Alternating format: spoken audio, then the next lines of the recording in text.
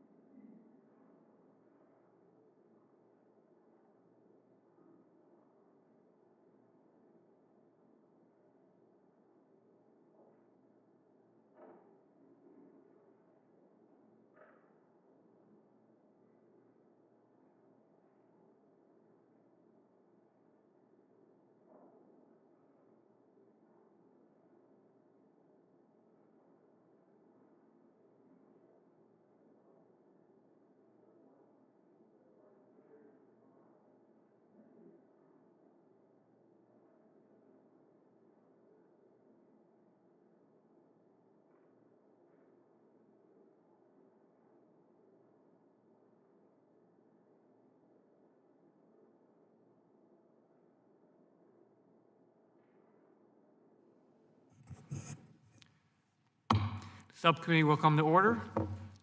I ask unanimous consent that the chair be authorized to declare recesses during today's hearing.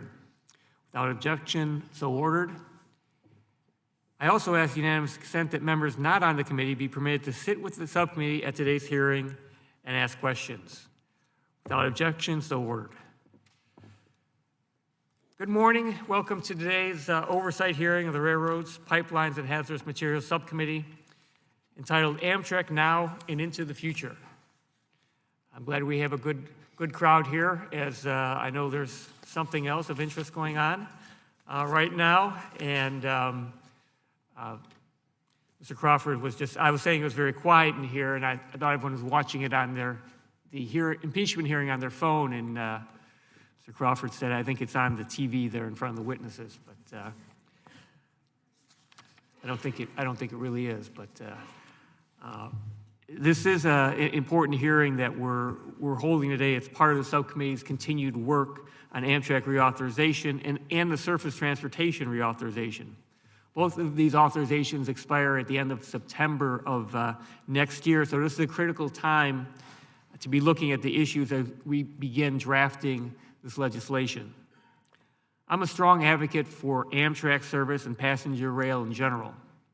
I'm also frequently a passenger, as recently as when I was back home in the district last week. We need to make passenger rail work, and this will require a larger federal investment. But the reauthorization is not just going to be about providing more money, it will also be about making sure Amtrak is being run well. Because Amtrak recently has undertaken a lot of actions that have raised concerns, we'll be focusing on some of these concerns today. One concern is that Amtrak has made and continues to make significant cuts to its workforce, including cutting call center employees, food and beverage workers, station agents, and police officers. Last week, Amtrak informed the Transportation Communications Union that it is cutting an additional 89 jobs. Amtrak is even outsourcing call center jobs to a private contractor in Florida that pays the minimum wage, $7.25 an hour, with no benefits. This outsourcing is occurring after Amtrak closed the Riverside, California facility last year and told everyone that the jobs at the Philadelphia call center were safe. It's insulting for Amtrak to be cutting jobs when they say are not needed, then outsourcing the same jobs to low-wage, no-benefit contractors. Amtrak clearly has decided that the way to prosperity is to have its workers pay for it. This is not the way to run this railroad. Making customer interactions, food and beverage service, and police protections worse decreases Amtrak's attractiveness to potential riders. You do not get more riders or more revenue with a worse product. I look forward to hearing from the Transportation Trades Department, Transportation Communications Union, and Smart UTU today on how we start reversing this alarming trend and get back to a place where Amtrak treats its workers with the respect and dignity they deserve and gives passengers the quality service they deserve. Next, I want to turn to Amtrak's intentions regarding long-distance service. When Congress created Amtrak in 1970, it clearly intended the railroad to serve the whole nation. The word national is in Amtrak's official name. Amtrak's long-distance services are a critical economic lifeline to many small towns throughout the nation. Oftentimes, Amtrak service is the only connection these towns have and are especially relied on by those who cannot drive, including seniors. Amtrak tried to end the Southwest Chief service in 2018, and Congress roundly rejected it.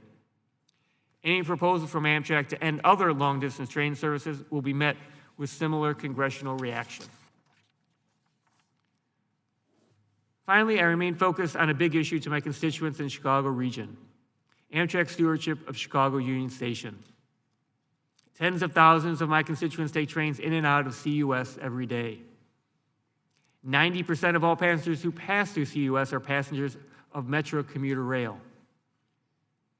Amtrak has had some major issues this year at CUS, including falling concrete at the station that hit a Metro train and a disastrous service outage in February that lasted through multiple rush hours. And this issue was solely Amtrak's fault. Improvements must still be made at Chicago Union Station. I believe the best way to do this would be for Amtrak to give up operational control of the station to ensure that its operations improve to a level that passengers deserve. I look forward to hearing from all of our witnesses on these issues, as well as other issues like on-time performance. I want Amtrak to provide the quality rail travel that passengers deserve. I believe that we must all work together to provide that. I will now yield back and recognize Ranking Member Crawford for the opening statement. Thank you, Mr. Chairman. I appreciate you holding the hearing today, and I want to thank our witnesses for being here as well. As this committee begins work to reauthorize surface transportation programs, it's critically important to explore options to improve passenger rail service while at the same time reducing costs. My district is served by Amtrak's Texas Eagle long-distance route with one station located at Walnut Ridge. I know that on-time performance has been challenging for this route, among others, and I look forward to hearing how on-time performance can be improved. While passenger rail moves fewer people than other modes, Congress must foster an environment that embraces innovation, provides flexibility, and makes rail service more competitive and financially viable. I'm also interested to hear about the future railroad route network envisioned by Amtrak and state railroad agencies supporting or interested in supporting state services. Today we'll hear about such a rail agency with direct experience working with Amtrak as an operator and with private contractors as operators. I look forward to discussing ideas on contracting as a way to provide the highest level of service at the lowest possible cost. Finally, railroad innovation leads to new technologies that make operations safer and more efficient. In turn, the rail network can handle increased demand and help relieve congestion on our roads. Thank you again to all of our witnesses for being here today, and I yield back the balance of my time. Thank you, and I will now recognize the chair of the full committee, Mr. DeFazio. Thank you, Mr. Chairman, and thanks to the panel. I particularly want to welcome State Representative Nancy Nathanson from the Eugene area, one of my constituents. She has been a very dogged advocate for improvements to passenger rail in the state, and I think the elements of her testimony today will echo challenges that we're looking at nationwide in terms of providing better service with Amtrak. We are not unique. Our Cascades, Coast Starlight, and the Amtrak Cascades are scheduled for 2 hours and 30 minutes to Portland. It's about 108 miles to downtown Portland, the Union Station, and we don't ever come close to that time. And the challenges with the problems with freight railroads. If we could reliably get there in 2.5 hours, I would never get on Interstate 5 again. You never know. You can drive in an hour, 50 minutes, or it might be 3 or 4 hours, depending upon traffic and accidents and other things. So reliability is key in terms of having a schedule that you can rely upon. And secondly, basically frequency is also critical. There are some here who think we shouldn't have a national rail system for our country. We're borrowing $17 billion a year, even though we passed fake pay-fors when the Republicans did the FAST Act. The fact is we're borrowing $17 billion a year to put into the Highway Trust Fund. Now, some 20% of that goes to transit. The rest of it goes to highways. So that's a pretty big subsidy for highways and bridges. But there are those who think, well, we can't provide any subsidy to Amtrak. There is no passenger rail system in the world that makes money. Now, Virgin say, well, we make money in Britain. Sure, you make money. The government maintains the right-of-way and the track, and you run power over it. That's pretty damn easy. But that's not the reality in this country. In Amtrak's most frequented route, and it's sort of its cash cow. We have, I think, a $38 or $40 billion backlog of failing investments. I took the committee on a tour up to New York. Amtrak put on a special train with a viewing car, and that they used to do inspections. We saw some of the best engineering work, incredible engineering work that was done between 1872 and 1933. Unfortunately, things wear out. The tunnel under Baltimore, brick. The water mains above it, which the city hasn't maintained, are leaking. And we have a brick tunnel where it rains perpetually inside. Now, how long is that going to last? If that fails, the East Coast is paralyzed. Then we get to the Portal Bridge up in New Jersey, where the Trump administration is withholding approval because they're saying even though the state is going to borrow TIFIA funds and the state has to pay them back, that doesn't count, although it always has, as a local match. They've got to pay them back. They want them to pay a higher interest and go borrow the money from Wall Street or Trump Inc. or something like that. I don't quite get it. And the Portal Bridge, when they open it, they have to send out a large crew of people and one really big guy with a sledgehammer who finishes it off to get it back in place. The design is done. We're just waiting for the administration to stop dragging its feet. Then we went under the Hudson. We came back at midnight.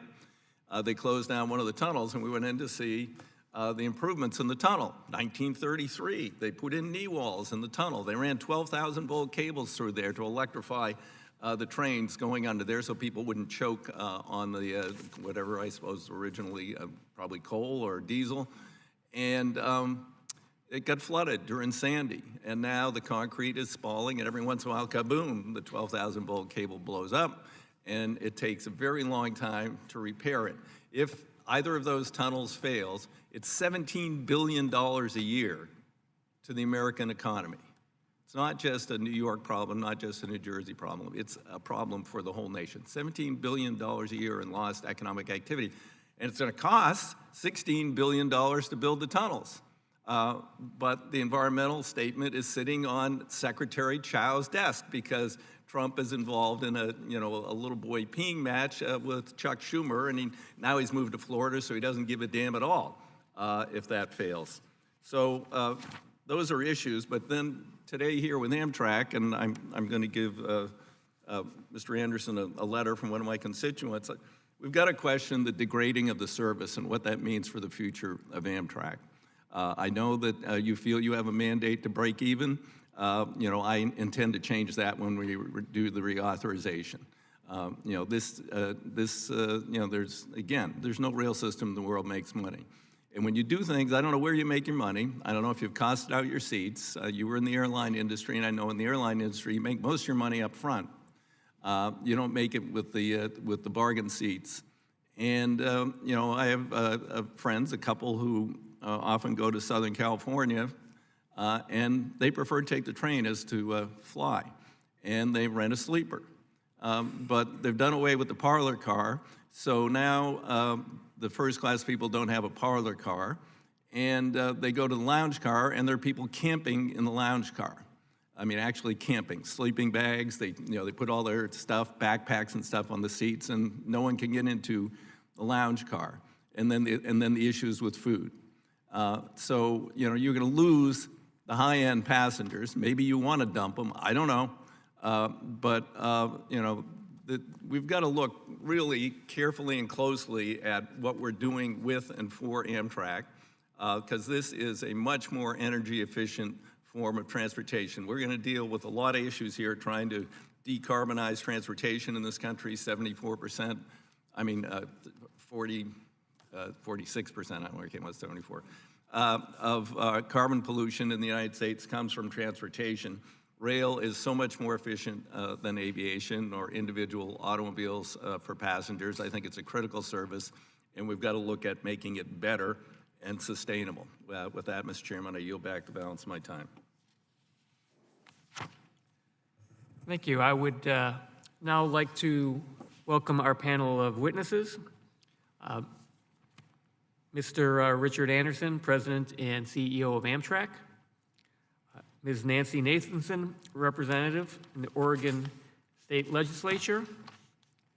Mr. Greg Regan, Secretary-Treasurer, Transportation Trades Department of AFL-CIO. Mr. Jack Dinsdale, National Vice President, Transportation Communications Union. Mr. Jim Matthews, President and CEO, the Rail Passenger Association. Mr. Bob Guy, who's the Illinois State Director of the Sheet Metal Air Rail Transportation Division. Give a little intro to Bob Guy, as I know him from back home in Illinois. In 2012 and 2016, Bob was reelected to a new four-year term as State Director, Illinois Legislative Board of the Transportation Division of the International Sheet Metal, Air, and Rail Transportation Workers Union. In June of 2009, Bob was appointed Vice President of Illinois AFL-CIO, a position that he retains to this day. Bob represents SMART TD on the U.S. Surface Transportation Board's Rail Energy Transportation Advisory Committee, and has also served the public as a governor appointee to the Northeastern Illinois Public Transit Task Force, is currently Illinois' private sector appointee to the Midwest Interstate Passenger Rail Commission. In October, Bob was elected chairperson of the commission. And Our final witness is Ms. Stacy Mortensen, Executive Director of the San Joaquin Joint Powers Authority. I thank all of you for being here today. Look forward to your testimony. Without objection, our witnesses' full statements will be included in the record. Since your written testimony has been made part of the record, the subcommittee requests that you limit your oral testimony to 5 minutes. So we will begin by, I will begin by recognizing Mr. Anderson for 5 minutes.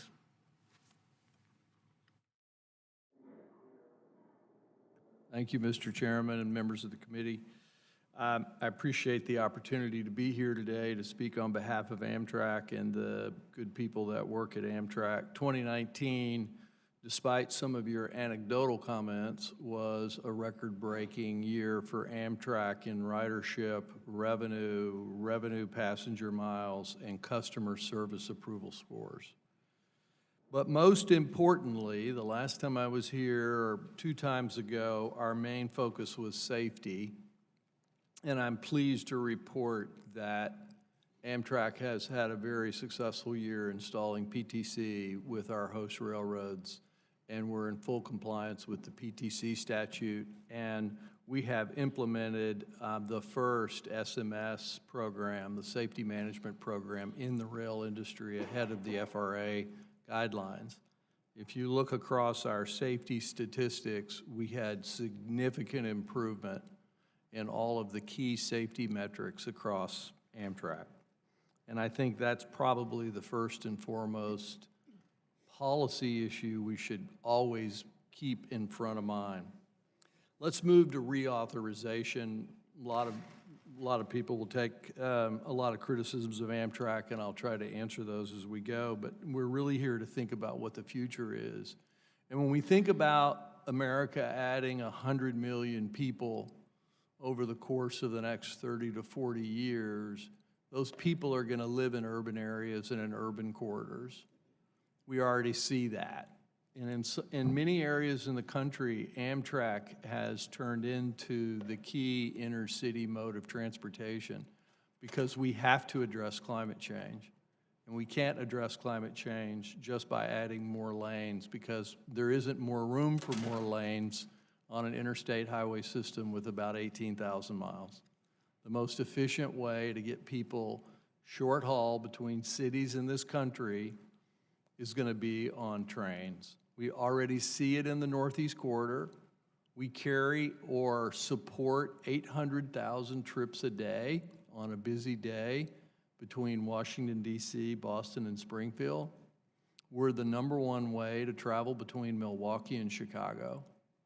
We are the way to travel between San Diego and Los Angeles. So as these urban areas grow, they become saturated with population.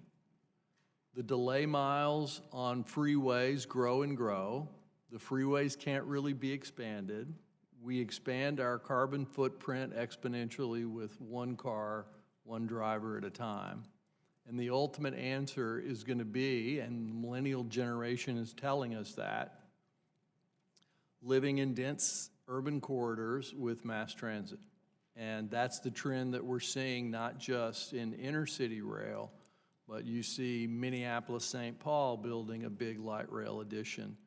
In Denver, Colorado, it has really revolutionized building in the inner core of the city. And even the city I lived in for some time, which for a long time the northern suburbs fought having mass transit, now realize they have to have mass transit because I-85 and I-75 are so congested. So as we think about reauthorization, we really need to reposition Amtrak as a modern mode of transportation similar to what we see in Europe and what we see in Japan, where we provide high-quality, reliable service 200 to 300 miles connecting cities in dense urban corridors. We can't afford what the highway bill is, and I loved what Chairman DeFazio said. We can spend $2 to $3 billion a year of the general fund on aviation. We can borrow the money to put in the highway fund. No one ever talks about all the money we spend on locks and dams up and down the Mississippi River or in our ports and harbors. Passenger rail is just as important, and it's the answer to global warming in terms of transportation. So let me really quick, the points on reauthorization. First is safety. PTC, SMS should be first priority as a matter of policy. Second, we appreciate but want to be certain that we continue sufficient and dedicated predictable funding for Amtrak, particularly for capital.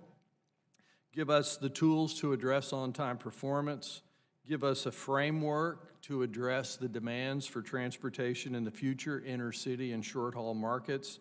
And let's clarify our goals and priorities for intercity passenger rail. Thank you for the opportunity to be here today. Now I'll recognize Representative Nathanson for 5 minutes. Chairman Lipinski, Ranking Member Crawford, Chairman DeFazio, and other distinguished members of the Subcommittee on Railroads, Pipelines, and Hazardous Materials, thank you very much for the opportunity to be with you today and provide testimony.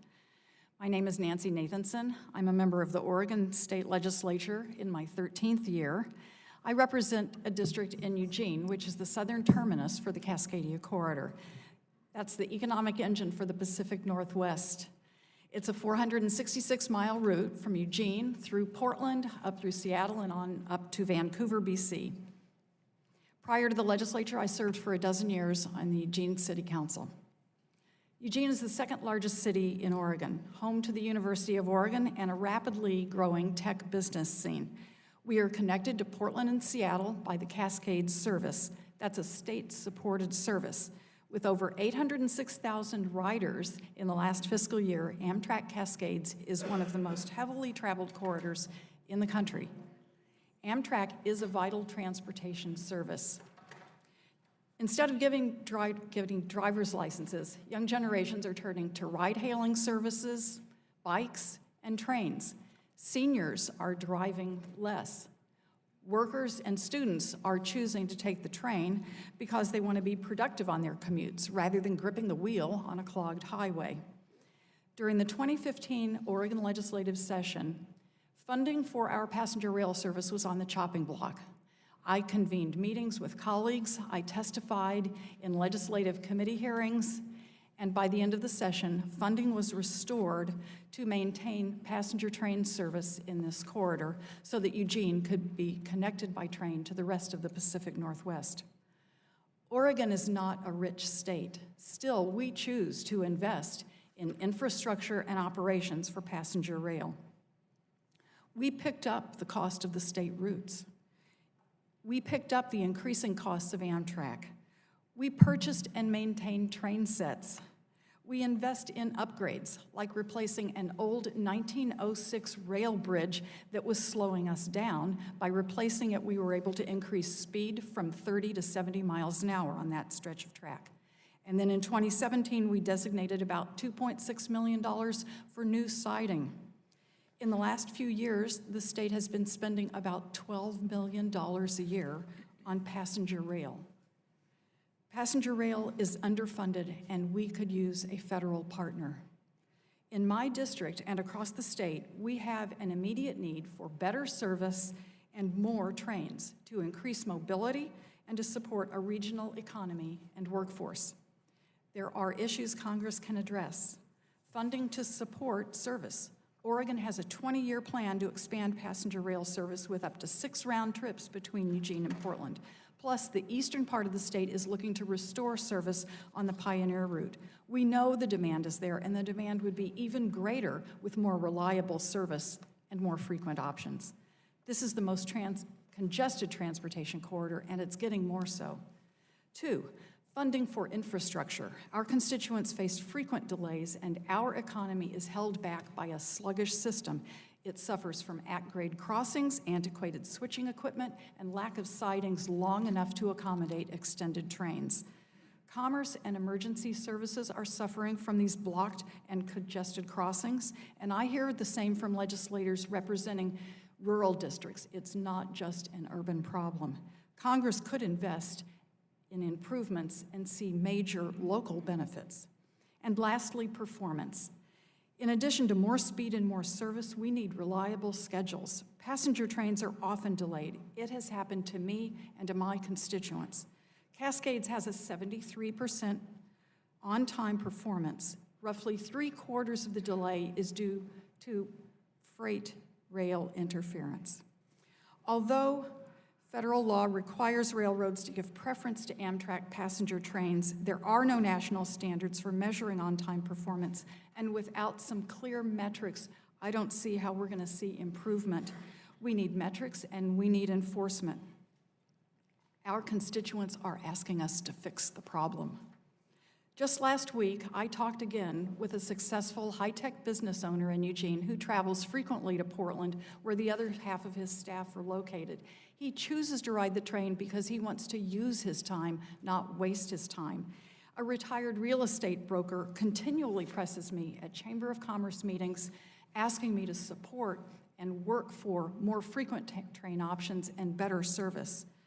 Our young population, our seniors, our gig economy, and our tech workforce, they all see the value of passenger trains, and they are asking for more. Investing dollars and time in passenger rail meets multiple objectives in economy, environment, and energy. It is time to put more muscle into a platform in operations and infrastructure that's safe and efficient so that Amtrak can succeed. Thank you. Thank you, Representative. Now recognize Mr. Regan for 5 minutes. Thank you, Chairman Lipinski, Ranking Member Crawford, and Chairman DeFazio. On behalf of TTD and our 33 affiliated unions, I'm very pleased to be here today. Our unions represent frontline workers across America's passenger rail network, including those who operate trains, maintain and repair equipment, provide quality customer service both on and off board, and who construct its facilities.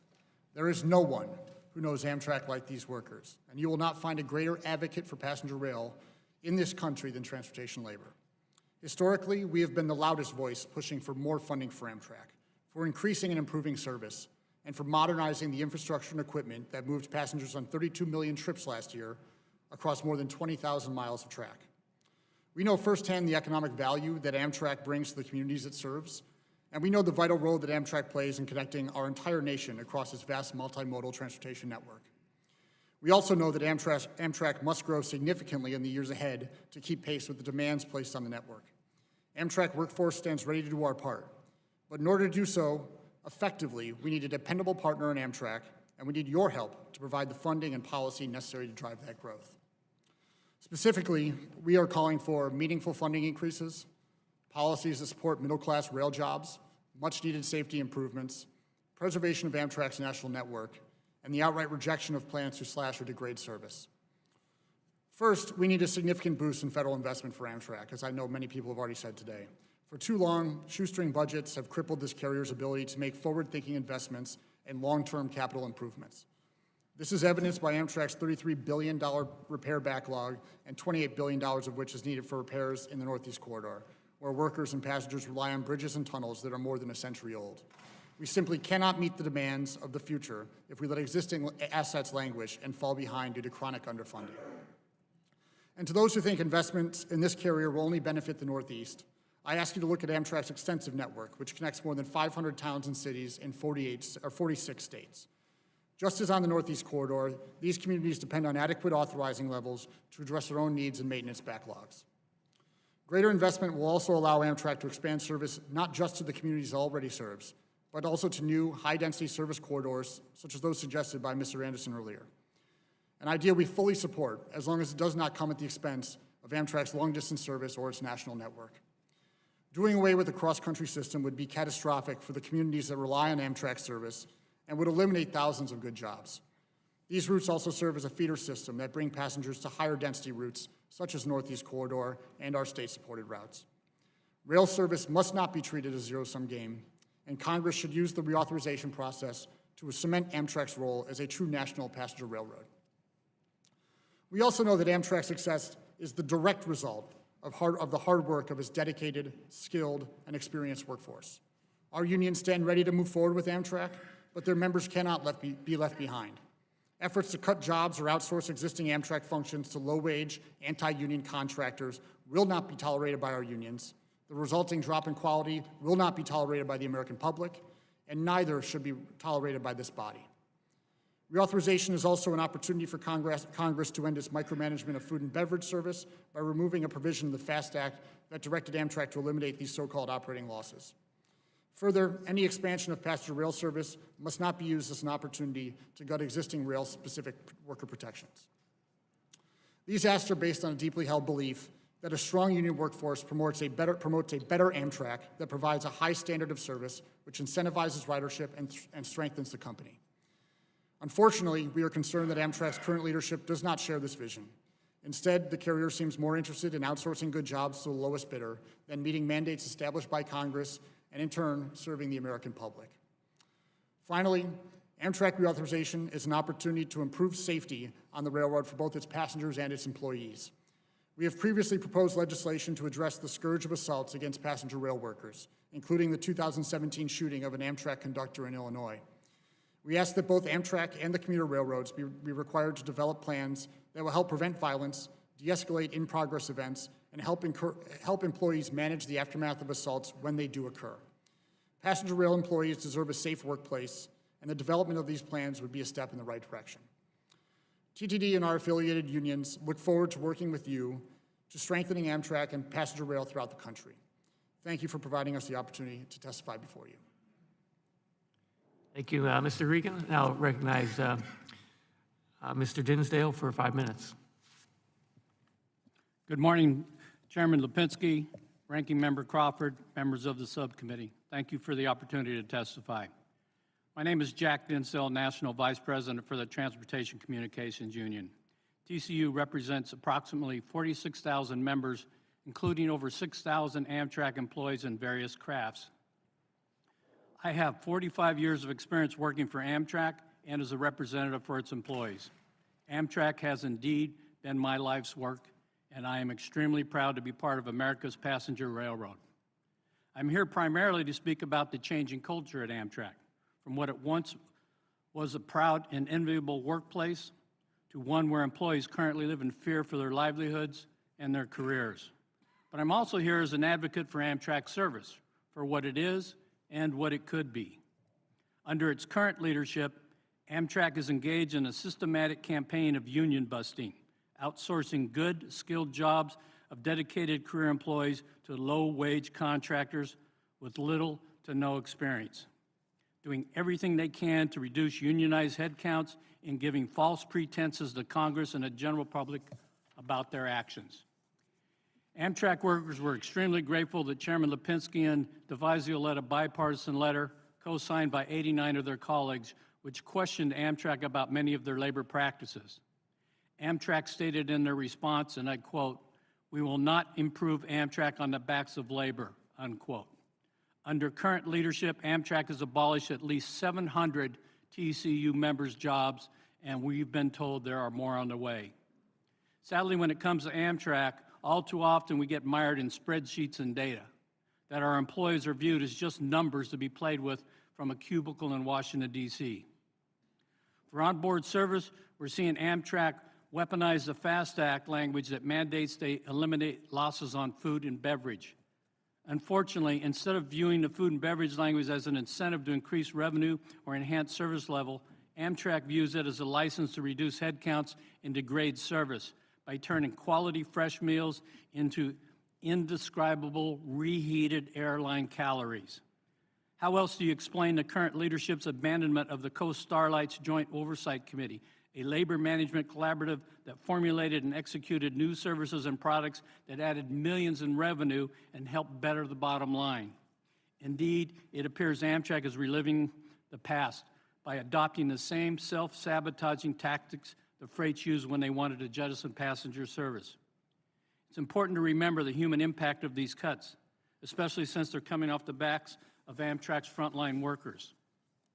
The onboard service personnel are skilled professionals, like the crew of the Coast Starlight, train number 11 from last February, whose heroic actions were lauded by the passengers they served for 36 straight hours. In addition, these employees are trained as first responders, they're in first aid, and identifying threats such as terrorism or human trafficking. Another instance of Amtrak's anti-union campaign would be the elimination of rural station agents in 2018. Fortunately, there was a large public pushback, and the House and Senate FY 2020 appropriations bill both direct Amtrak to restaff these stations. Our members are eager for that bill to pass so they can get back to work. And perhaps the most egregious and callous of Amtrak's outsourcing was the Riverside Call Center, where Amtrak ignored bipartisan calls from over 40 members of the House and Senate and abolished over 500 jobs, and all because of a supposed drop in call volumes and a push to get real estate off their books. Today, Amtrak still owns the Riverside facility, and their outsourcing facilities employ at least 350 people and counting. Riverside was never about call volumes. It was about union busting, period. As part of my testimony, I've attached an interview of former Amtrak CEO, the late Joe Boardman, where he detailed the many flaws he saw with Amtrak's current direction, including how Amtrak is treating its employees. His interview provides food for thought. As we enter reauthorization, we've outlined how Congress could provide a new leadership structure for the railroad by reforming Amtrak's board of directors. We believe the board should be comprised of various stakeholders whose interests are aligned with the success of Amtrak and have experience delivering passenger rail solutions for this country. However, we would caution this Congress about waiting for reauthorization because, as we see it, there may not be much of a railroad left to save. In the near term, Congress must hold Amtrak accountable through the appropriations process and ensure that Amtrak abides by the national vision set forth in current law, not the mission its current leadership seems to be forging ahead with. Finally, our intention in testifying today was not just to talk about job losses or outsourcing or the conversion of good middle-class careers into low-wage jobs. Our intention is to see Amtrak thrive and grow. Our members want Amtrak to be successful because it's the railroad they've serviced and loved, and it's their life's work. And who wouldn't want their life's work to succeed? Thank you for the opportunity to testify. Thank you, Mr. Dinsdale. Now recognize Mr. Matthews for 5 minutes. Thank you. Good morning, Mr. Lipinski, Mr. Chairman, Ranking Member Crawford, Chairman DeFazio, and all the members of the subcommittee. Thank you for inviting me to share our views on the present and future of Amtrak. And thank you for your leadership of a national conversation about Amtrak's future that's critical to tens of millions of people in hundreds of American towns. I'm Jim Matthews, President and CEO of the Rail Passengers Association. We're the oldest and the largest organization speaking for the more than 40 million Americans who rely on trains of all kinds. Our 28,000 members work every day for more trains, better trains, and stronger infrastructure. This makes communities safer, more accessible, more productive, and it improves the lives of everyone who lives and works in towns all across America. It's an exciting time to consider rail's future, but it's also a challenging time, fraught with risk if we make the wrong decisions, decisions that will be felt for decades to come. People are embracing rail to solve America's growing mobility problem. Passenger trains are enjoying their strongest support in decades. Amtrak had a record 32 million passengers this year, and ridership's up across much of the system. This Congress has demonstrated real vision in recent years by making sensible rail investments to serve people, not just cars. And it's not just Congress that's investing. There's great work being done by states and the private sector to bring next-generation service to America's 3 most populous states. Virgin's Bright Line between Miami and Orlando, Texas Central's all-private Houston-Dallas high-speed line, and of course the California high-speed rail project connecting San Francisco to Los Angeles. Better yet, Amtrak, for the first time in many years, is itself advancing a growth vision, looking ahead to more than just operating the same network it has for decades. We're excited when we talk with Amtrak leadership about, for example, expanding the Heartland Flyer or opening Colorado's Front Range service. We applaud this vision, and we will do everything we can to see more Americans in more places get more train service, with dedicated funding for new cities and frequencies in short corridor markets that are ripe for better service. But Amtrak sometimes talks about a future that leaves out many Americans, hinting that there aren't enough demand indicators to justify connecting places like Kansas or New Mexico to the rest of the country, or to staff call centers or smaller stations, or to feed passengers on longer journeys. Now, that might make sense for a private company, but we all know that Amtrak has a different mission. Congress created Amtrak expressly to provide service to places that need it and where the private sector cannot profitably provide it. A single mom in Walnut Ridge, Arkansas deserves to use the Texas Eagle just as much as a Wall Street banker using the Acela. It's one of our country's core values. And besides, it's not about whether a particular route makes money. It's about who makes money from a given route. Through research and modeling, we have quantified that return on equity for the taxpayer's investment all across the country. Just one example, we found that Amtrak's Empire Builder is worth $327 million every year to the economies of the states it serves, 6 times what we spend on it. And we've reported similar findings on other routes. Part of the problem may be policymakers' demand indicators. Current legislation requires Amtrak to minimize federal subsidies, to make states pay for routes under 750 miles, and to break even on food and beverage service. Let's be clear. Congress eliminated the profit requirement in 1978 when it modified the Rail Passenger Service Act. Congress said, quote, "This amendment recognizes that Amtrak is not a for-profit corporation." So let's stop talking about profits and use the reauthorization to address real challenges in Amtrak's future. On-time performance is the biggest threat, and a lot of the blame rests with the host railroads. Hosts have also hamstrung Amtrak on new service, declaring, for example, that it could cost $2 billion to connect New Orleans to Jacksonville. That's how much it cost NASA to send a rover to Mars. We need congressional leadership to set up a shared use advisory commission involving all stakeholders, including riders, to work out a truce so that Amtrak can get down to the business of connecting America. We also think it's time to help Amtrak enforce passengers' rights to be on time. It's time to enshrine Amtrak's national network mission into law. It's time to create a predictable, dedicated funding stream for rail travel. It's time to create and fund new service where it's needed, and to buy new coaches and dining cars. That includes fully funding Amtrak's outline to refresh and replace superliners. That can't come soon enough for our members, who carry self-help kits like mine when they travel. It's time to accelerate Amtrak's fleet plan. It's time for Congress to act to be sure local investments aren't stranded by network planning over which communities have little say. And it's time for more transparency and data-driven decision-making, both at Amtrak and at the FRA. It's time Amtrak adopted the avoidable costs accounting method required by statute. And we think FRA can be more effective if it can gather and report on railroad metrics in the same way that the FAA does for airlines. Today's Americans expect a modern, frequent, reliable, and safe rail system as part of a robust ecosystem of travel choices, from ride-sharing and bikes to cars, trains, and jetliners. It's what America deserves. We at Rail Passengers stand ready to work with authorizers and all stakeholders to make it happen. Thank you. Thank you, Mr. Matthews. Now recognize Mr. Guy for 5 minutes. Thank you, Chairman. Thank you, Ranking Member Crawford and Chairman DeFazio for holding this hearing today. It's an honor to be part of the panel. As you said, my name is Bob Guy. I serve as State Legislative Director in Illinois for Smart Transportation Division. Nationally, we have... Can you pull your mic a little closer? You bet. All right, thank you. Nationally, we represent 80,000 transportation workers, most of whom work in the passenger and freight rail operating crafts. As Congress undertakes reauthorization of the FAST Act, it is important to note that in 2015, and the first time in legislative history, intercity passenger rail and Amtrak reauthorization language were included as part of this comprehensive 5-year surface transportation reauthorization. In doing so, Congress laid the groundwork for the development of a truly multimodal transportation system.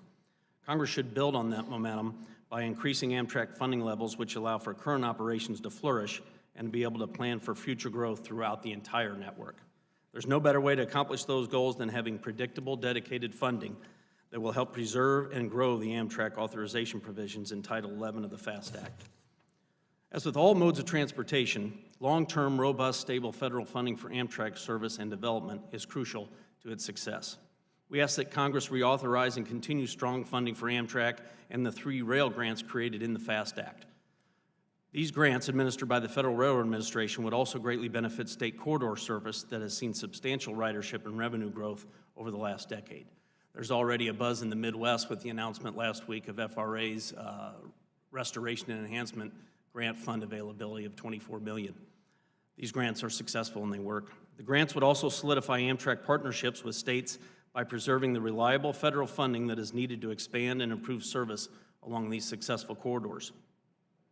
Along with strong federal funding, Congress should also identify possible revenue streams solely for the use by Amtrak and intercity passenger rail projects that benefit state-supported service and the national network. State-supported corridor service should supplement, not replace, Amtrak's national network. Far too many rural communities would lose vital transportation service if long-distance service was reduced and/or eliminated. In the Midwest alone, we have seen modest ridership growth on the 8 long-distance routes that originate in the nation's largest rail hub of Chicago. We have 80 station stops in the Midwest, with many of them in rural communities not served by other reliable means of transportation. Long-distance service must be protected. As railroad workers, we want a strong rail industry, both freight and passenger. Our members and rail labor in general provide vital work that allows our economy to thrive and people to get to where they need to be in an environmentally friendly and safe fashion. Reauthorization must continue to ensure that strong worker protections are in place for those who perform core traditional railroad work. Congress must ensure worker protections provided under rail-specific statutes like the Railway Labor Act, Railroad Retirement Act, and the Railroad Unemployment Insurance Act remain intact. Rail workers are stakeholders in the industry, and these protections allow us to partner with Amtrak and states to help improve and expand service across the country. These worker protections are most important when considering risky privatization agendas that some might have. Permitting private companies to seize certain routes or segments of the Amtrak system would give investors the perceived authority to extract profits from assets paid for over many decades by American taxpayers and rail passengers. Freight railroads, who are the masters at generating revenue, couldn't make passenger rail profitable. It was crippling their freight network, which is why Congress created Amtrak some 40 years ago. Amtrak was established to save passenger rail service in America. Congress should allow Amtrak to be America's railroad and support their ability to maintain a qualified workforce that meets customers' demands now and well into the future. We also can't discuss reauthorization without talking about safety. Preserving and increasing the Amtrak authorization provisions in Title 11 of the FAST Act would allow continued elevation of safety levels across the Amtrak system. Along with new locomotives and passenger coaches, it would drive another ridership surge as younger professionals are driving less and seeking more environmentally and electronic device-friendly transportation options. Other points of priority for Amtrak reauthorization should be to allow Amtrak a private right of action to address a host railroad's handling of statutorily protected preferences for passenger rail. Amtrak needs to have more options when dealing with delays caused solely by a host railroad. Additionally, for many years, Amtrak has been forced to pay millions of dollars resulting from accidents occurring on other railroads, even though Amtrak was not negligent. When other railroads are responsible, those carriers should pay the damages, not Amtrak. This has added to the necessity for Congress to appropriate funds to keep Amtrak operating. We've included some legislative language in the written testimony that was submitted.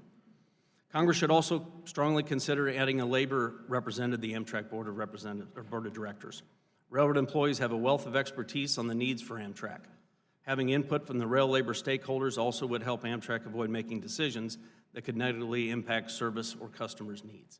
There's already a model on the federal level, and that's the Railroad Retirement Board, where you have a 3-member board consisting of labor, management, and a chairman. Reauthorization should also include a path forward to legislative address the disturbing and upward trend of assaults on passenger and commuter rail workers. Currently, our members are not offered any type of standard de-escalation or self-defense training by the carriers, nor do they receive any mandated counseling or psychological assistance post-incident. Mr. Regan noted the Illinois member that was shot in 2017. That brother's name was Michael Case. He was performing his duties at a station stop in Naperville, Illinois. And while that is an extreme example, we could probably fill the hearing room any day to hear about the assaults and attacks on passenger rail and commuter rail employees.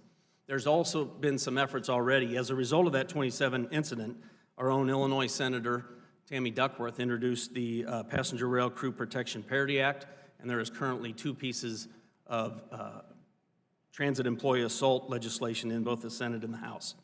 Such legislation could simply provide passenger and commuter rail crew members the same federal protections as airline crew members. Finally, Congress, when considering Amtrak reauthorization, must also take a hard look at the effects that longer freight trains and so-called precision scheduled railroading are having on passenger rail on-time performance. A recent Government Accountability Office report found that freight trains are 25% longer and a byproduct of PSR. Poor on-time performance costs Amtrak and state-supported service ridership, which in turn costs revenue. We have a corridor in Illinois where on-time performance sits below 30%. That's simply unacceptable. Public dollars, both federal and state, are invested into private host railroad infrastructure for the purpose of benefiting passenger rail, not the other way around. Congress needs to hold the host railroads responsible for their handling of passenger rail because the protection of public funds warrant it. Once again, thank you, and I'll be looking forward to answer any questions. Thank you. Thank you, Mr. Guy. And finally recognize Ms. Wardenson for 5 minutes. Thank you, Chairman Lipinski, Ranking Member Crawford, and Chair DeFazio, and the other members of the esteemed committee. I serve in 2 oversight roles in California that are relevant to the discussion before you today. I'm the Executive Director of the authority that manages the San Joaquin Amtrak intercity service, the 6th largest corridor in the nation. I've also shepherded the ACE commuter rail program based out of Stockton in the Central Valley for the last 20 years. Both these services do run through the Central Valley and into the urban areas of the greater San Francisco Bay Area and Sacramento. From these 2 roles, I've developed a unique perspective on the differences between managing an Amtrak contract and managing Herzog, a private sector unionized contractor, on 2 systems that are both fully funded by the state and local taxpayers. Shockingly, despite both of these being publicly funded, one route costs 3 times as much as the other on a per passenger mile basis. While working on this testimony, I was inspired by the great Charles Dickens, and the following is my tale of 2 services. ACE and the San Joaquins. It was the best of times, it was the worst of times. One of our operators focuses on customer responsiveness, data sharing, collaboration, and shared performance expectations. Costs are rational, they're developed jointly with our agency, and worked in a true partnership. Because of these factors, this service is growing. The other operator focuses a lot on protecting its proprietary data, solely develops its own service plan, staffing allocation, and other costs without our input, has no shared performance objectives with our governing board. Costs are not rationally tied to actual service provided. Management suggestions by the agencies are often discarded, and the operator seems to have no incentive or interest in partnership. Because of these factors, this service is declining. I would ask you which operator you would want running your business or even your district office.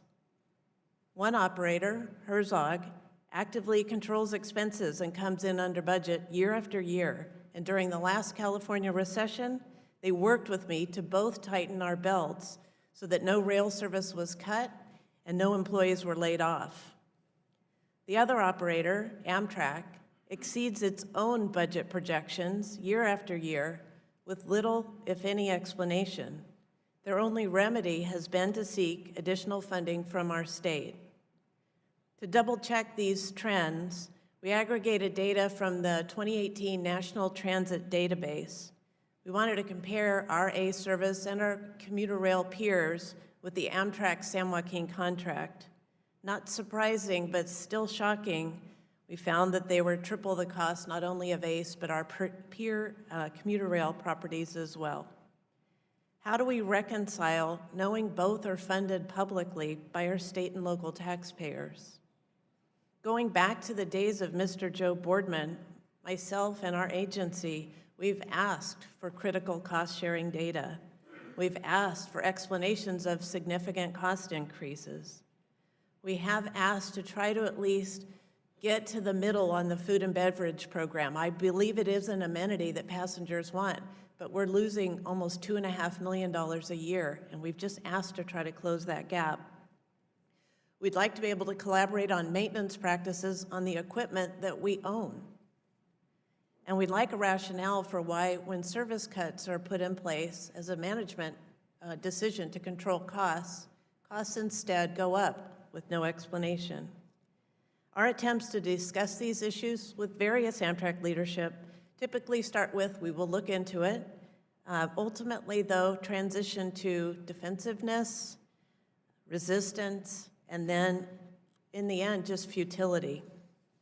But this critique of national Amtrak is by no means intended as an indictment of the hardworking men and women of Amtrak in California. In fact, there have been many local Amtrak personnel who've swum upstream against the current on our behalf, and their efforts are greatly appreciated.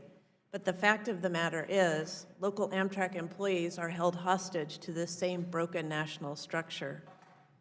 We've been struggling for years to make this make sense for the California taxpayers, and yet, to be fair, Amtrak is almost forced to seizing our state funding as bankroll to meet some of the congressional mandates placed upon them.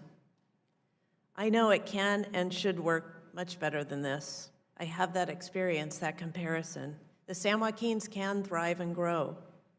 The California taxpayers can get affordable, high-quality service equal to their investment. We already have the living proof for how that can be done. I hope our agency can work with members of this committee to craft some solution to improve what goes into the reauthorization bill. Thank you. Thank you. I want to thank everyone for your testimony today. Before we move to questions, I'd like to ask unanimous consent to enter into the record a statement from the Transport Workers Union of America. Without objection, so ordered. We'll now move on to member questions. Each member will be recognized for 5 minutes, and I will begin by recognizing the chair of the full committee, Mr. DeFazio. Thanks, Mr. Chairman. Mr. Anderson, you mentioned tools for online performance. I mean, we heard a little bit about precision scheduled railroading. We had some very disappointing testimony from Mr. Batori from the FRA regarding some of these 3-mile-long trains and issues with that. And as Ms. Nathanson pointed out, they don't have any 3-mile-long sidings in the Willamette Valley, and I assume elsewhere around the country. So what tools do you need? First, we need the FRA to complete the standards and metrics, which was created by this committee, I think when Congressman Oberstar was chair, and to set up an on-time metric system. We litigated it for 10 years, finally won after 2 trips to the Supreme Court. So we need that finalized. Second, as a number of the panelists said, a private right of action in order to enforce the preference rights that we have under federal law. In the 40 years since Amtrak's been created, we've only had one situation where the Department of Justice sought to enforce our preference right. So the bottom line is we need the standards and metrics completed by the FRA with a real enforcement mechanism, and then we need to have at Amtrak a private right of action, because the single biggest threat to Amtrak's long-term viability is host railroad delays. It's about 80% of the delays on the national network. And when you can't run on time, it's just core to the product. Okay. I'd also, in reference to my constituents and their concerns, who purchase sleeper cars, I would like, and we won't go into it now, but just sort of an analysis of what your revenues are or potential revenues from that kind of service versus, a full coach car, and how that all pencils out. Because, I mean, and I will hand you his letter on the way out. I have to leave early, but I'd like to know. Also, last week it came to our attention, we weren't aware of it, actually came from Politico, that you've instituted a mandatory arbitration policy, which seems, I've read it, it is pretty tough. We did address issues of aggregate liability by limiting claims to $200 million quite back in 1997. Perhaps that should have been indexed, but in any case, that is the existing law. I'm curious that you know, why we need this mandatory arbitration policy for covering every and any kind of complaint customers could have. It's pretty standard mandatory arbitration. I mean, if you think about how we deal with all of our claims under the Railway Labor Act, there's a system board of adjustment. It's a pretty common way of trying to streamline and make the claims process more efficient. As you said, we have a statutory limit on damages, and on top of that, we don't, there's no punitive damages. And the arbitration actually is faster. It gives all the same remedies. So our goal is to actually, we spend a fair amount on service recovery at Amtrak. And you've probably read some of the articles in the Washington Post about that, because we want to be a customer-friendly railroad. But at the same time, we want to have an efficient, lawful method for promptly and fairly resolving any passenger claims. Okay. Mr. Matthews, what's in the survival pack?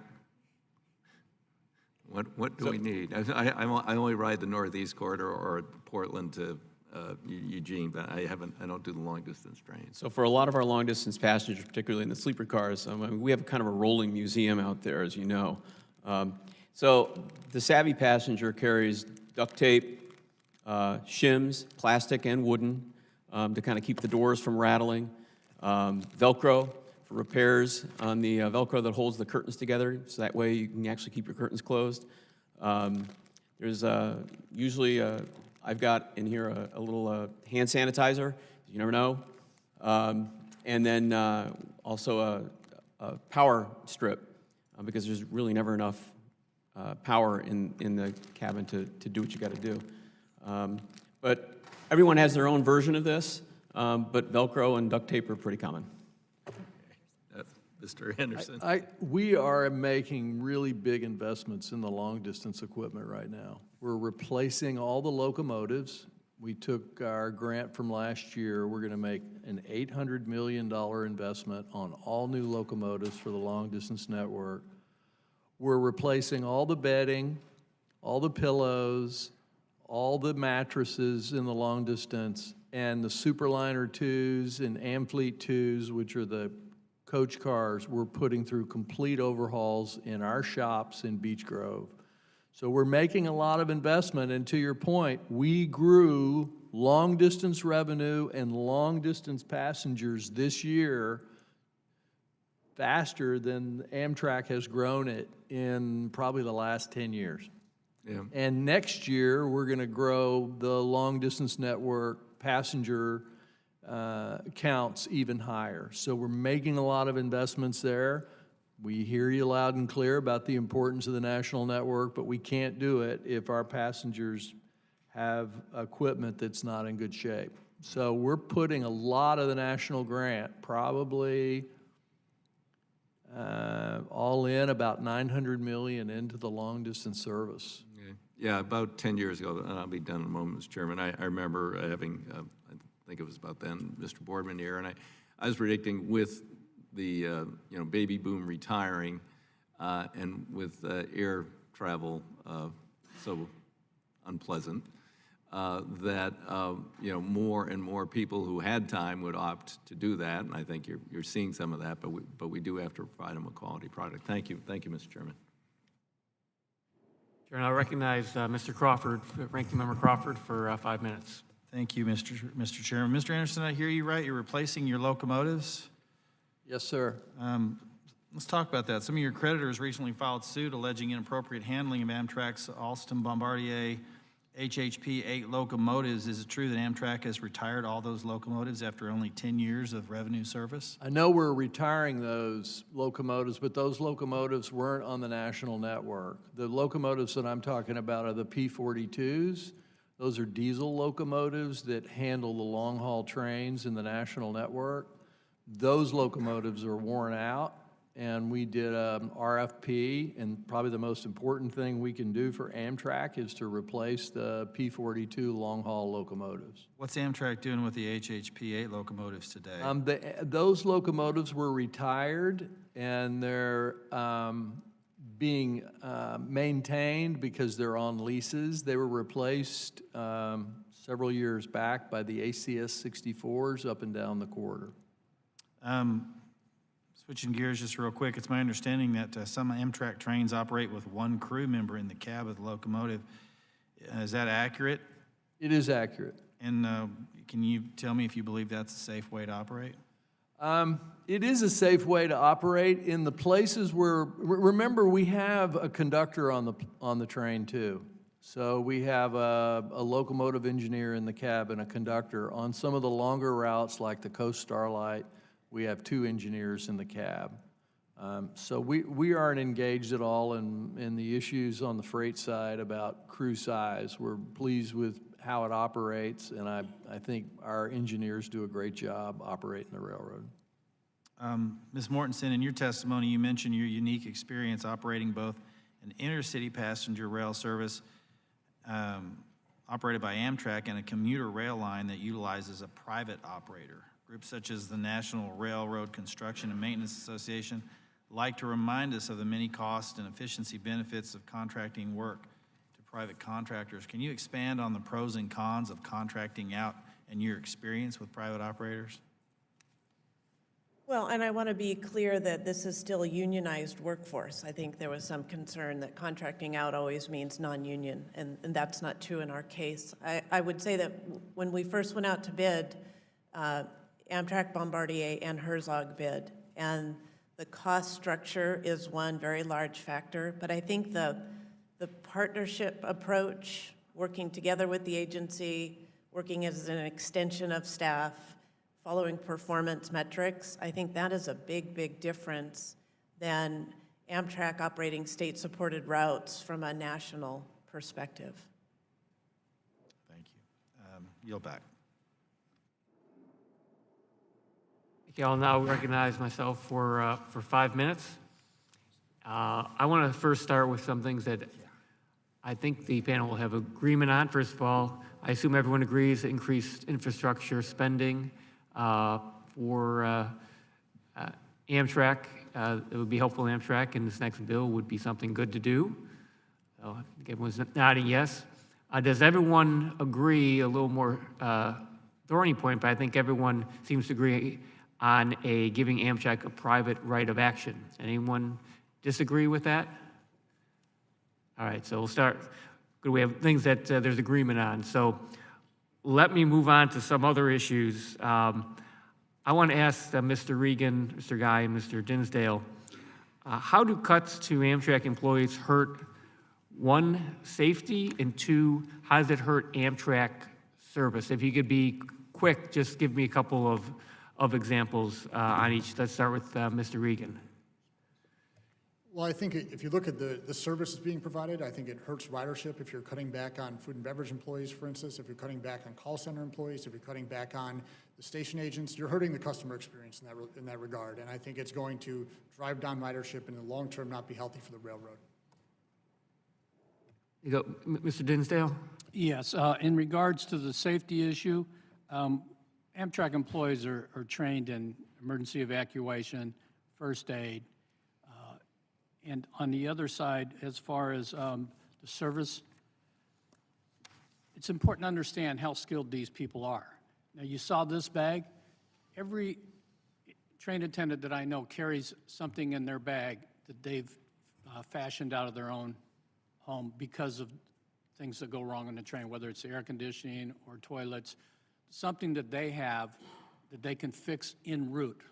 Instead of telling a passenger, look, we have no one on here, we're going to have to wait till we get to Albuquerque or Denver. And so I think by replacing them with unskilled, unqualified people is both a safety issue and a service problem. Thank you. Mr. Guy, do you? I think when you talk about reducing a workforce, then you're leaving those that remain to do more. And when you're reducing a workforce that's in charge of inspections and fixing equipment and whatnot, it makes it harder to keep that up to a state of good repair, regardless if new equipment is coming. So we wouldn't want to see worker reductions to the point where safety is jeopardized. We don't think it is, but that's a path we wouldn't want to see. And Mr. Guy, you had mentioned having a labor representative on the board of Amtrak. How do you think that would help change the current situation? We consider ourselves sort of the face of Amtrak. The passengers interact with our members, on board trains most often. So we can hear concerns and complaints at times for those, and we can sprinkle that up to our leadership. And having that at a board level will better help Amtrak make decisions that could potentially impact negatively and positively the service. Mr. Denzel, I think it was you who had in your testimony, correct me if I'm wrong, about some cuts that Amtrak had made, and you were saying if they had spoken to Amtrak employees, and Amtrak wound up turning those around, and if they had actually spoken to Amtrak employees where the cuts occurred, that they probably would not have done that in the first place. Can you expand on that? Yeah, I didn't quite hear the whole question. Was there a situation where Amtrak had made cuts to employees that they wound up going back on? I believe it was your testimony. I could be wrong on that, but Amtrak then wound up changing their mind and adding, eliminating those cuts. Well, the only part I can think of in my written statement was the hiring of the outsourced people. Initially, the story was the call volume was down and they didn't need as many employees. Well, they in fact have as many employees at the outsourced company as they had before. It was let me be a little more clear on this, the food and beverage, the cutting of the food and beverage service. Yeah, in Florida, they had an issue where when they make these cuts, they come to us to try to avoid violating law by offering a early retirement, enhanced retirement package or a straight buyout. And a number of people applied in Florida to go to different cities, and they had to withdraw their offer to let them transfer because they needed them in Florida. Thank you. I may come back for more questions. I have questions for Mr. Anderson about Chicago Union Station, and also some questions for the panel about cost transparency, but I will yield back, and I will recognize Mr. Smucker for 5 minutes. Thank you. I'd like to start by saying I support the goal of ensuring we have passenger train service available, and we should continue to grow that. It's important in my area. I'm in Pennsylvania, or central, southeast Pennsylvania, Keystone Line, travel on a regular basis, and then travel here on a regular basis as well. I do have questions, Mr. Anderson. I have concerns about what is happening with the arrangements with Amtrak and SEPTA in the southeast Pennsylvania region. I know that federal law encourages Amtrak to make agreements with the private sector in order to maximize revenue and reduce reliance. We expect you to try to increase revenue where you can, but do you consider public commuter railroads to be private entities? No. Can you tell me a little bit about your view of the dispute with SEPTA in southeast Pennsylvania then? Yeah, historically, they basically used a lot of Amtrak stations and real estate for free, and that lease is up. And under federal statute, we're not supposed to cross-subsidize commuters, and it's pretty clear. And so it's been submitted to the Surface Transportation Board. All we really have to have out of that is to make sure there's no cross subsidies. And we tried to work with SEPTA to negotiate that. I actually think SEPTA does a really good job, and it's a well-run railroad. I think both Amtrak and SEPTA are very, very important to the region. But I think what you're attempting to do is impose rent. Pardon? I think what you're attempting to do is impose rent on stations that Amtrak owns but are really only serviced by commuter railroads. Wouldn't co-development agreements with the commuter railroads be a more effective way to generate revenue while preserving and improving critical commuter rail service on which our communities rely? You know, in theory, that would be true, but I just don't know the answer to your question. I could go do some research on it, but I don't know specifically about co-development agreements with SEPTA. But Yeah. I mean, we've done some with the Paoli station's a great example of a great success with SEPTA. So I'm hopeful that through the STB process, we've had a great relationship with SEPTA for a very long time. It's had very strong management. They run a very good railroad. I'm hopeful that through this STB process that we'll get this resolved in a reasonable way for both of us. Yeah, I mean, I think rather than just move public dollars back and forth, again, these are both public agencies benefiting the public with federal dollars. So I think rather than moving those dollars back and forth, I'd like to see us clarify the law to exclude public transportation agencies from Amtrak's responsibility to maximize its revenues.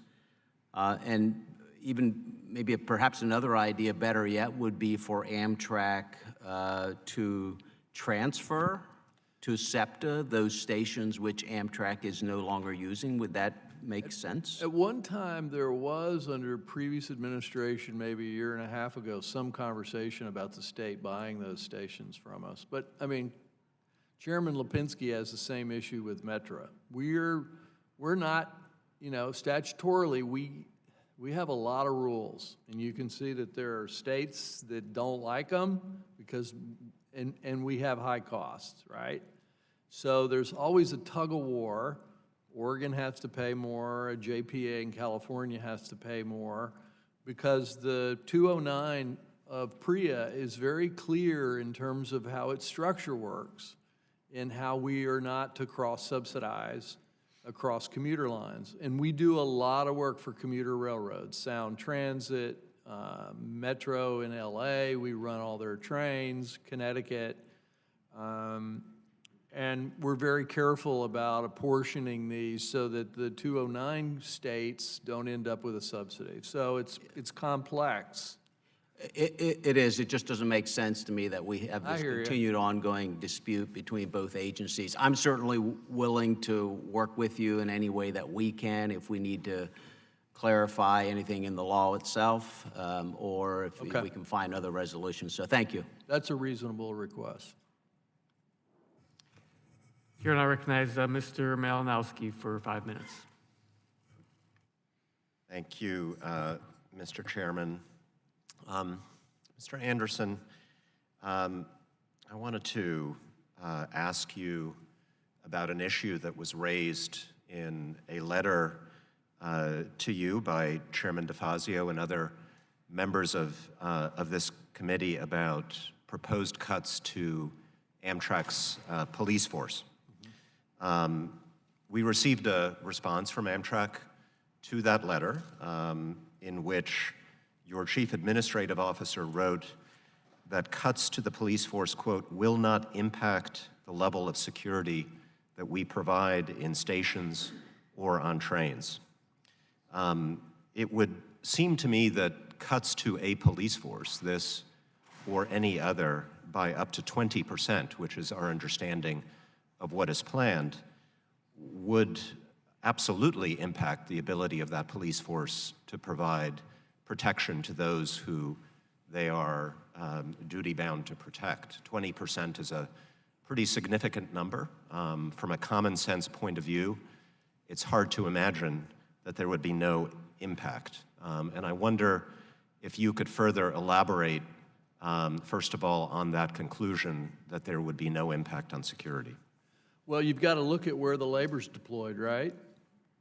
So if it's in offices and you have a ratio of one manager for every 7 people that are out working on the railroad, and you look at the geographic dispersion of where people were working, all in rural areas where we weren't getting a lot of policing, what we've actually done, which addresses a number of the issues which I'm incredibly sympathetic to and was involved in the aviation industry in passing federal laws against violence against crew members, we needed many more policemen on our trains. And that's what we've done. The number of riders, much like the Air Marshal Service that TSA uses in aviation, we've morphed the department from a kind of traditional management-heavy organization to an organization that puts a lot of policemen on trains and in station. Good, that's what I want to specifically ask you about, and let's remember the context. I'm sure you are aware that the United States in the last several years has been experiencing an increase in domestic terrorism. I mean, we've been at risk of terrorism from multiple sources for many years since 9/11, but there is a particularly pernicious new threat that we've seen manifested in shootings in places of worship, in synagogue in Pittsburgh, Poway, against Jewish Americans, against Hispanic Americans at a shopping mall in Texas. It's not just random violence with guns, but violence that is motivated by a specific ideology. Not to be too alarmist, but we have trains running between Washington and New York City, the heart of what some people with anti-government ideologies consider to be the establishment of the United States. I can walk on those trains without a metal detector, which is very different from the situation in airports. What would happen if somebody opened fire on a train with hundreds of people on the Northeast Corridor? How equipped is Amtrak to deal with that situation? Well, that's actually where we've centralized our forces. So we can get with you with the statistics, but we have dramatically increased the number of policemen riding on our trains, invisible in our stations. That's precisely what we wanted to do. Can you give me a little bit more I have the granularity data. on that? Yep, we have, I can pull the data, I've got it in this binder, because Okay. I anticipated your question, but look, we've also undertaken a really significant hardening of the industrial assets up and down the corridor, from signal huts to server farms and stations. We've done a complete analysis of where those vulnerabilities are. We're taking a fair amount of our national network grant and putting fencing up and down the corridor in the dense areas. We've added, I think our number of train marshal rides is up over 1,000% year on year. So with you all the way on that, we wanted to refocus and reconcentrate our assets in the most dense areas and to get much more coverage of our police officers visible to our employees and customers on our trains. Thank you. Let's continue that conversation. I yield back. Be glad to. Chair recognizes Mr. Lamalfa for 5 minutes. Thank you, Mr. Chairman. Mr. Anderson, thank you for your time here today. And me personally, I really enjoy the train trips we make on the East Coast here sometimes, up north and back, and even just commuting from Baltimore from the airport. So, I think there's a really great place for passenger rail where it can be fiscally responsible. So anyway, I wanted to cover with you a couple things caused by congressional mandate and then open it up to you for at the end of my comments on what do you actually need from Congress, in your professional opinion, for us to remove barriers. First, for example, on the dining service on the trains, that changed. It was, my understanding, downgraded. What effect do you think that had on customers and eventually even ticket sales? Look, we track this. There's a lot of anecdote about food because there are people that love the long-distance service and the halcyon days of sitting in the dining car in your coat and tie. And I appreciate that, and we need to invest more in that in a few sort of stellar trips. But when you make these kinds of changes, you make these kinds of changes based on data. And we have very good data about what our customer preferences are. And our customer service scores across Amtrak have been very strong on virtually all of our routes.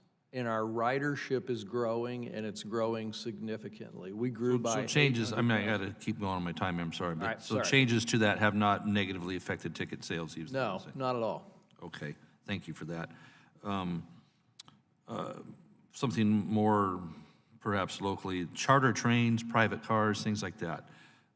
There's been additional fees, restrictions, et cetera, to where it, like in my part of the state of Northern California, it seems from what anecdotes from, we've been told at our office that it's hardly used anymore. So what's the issue with private cars, charter trains being able to attach to ongoing Amtrak operations? Once again, you know, you have people wed to a system that's, you know, decades old where they got very, very low rates and could pick what trains they could put their car on and take it off whenever they wanted.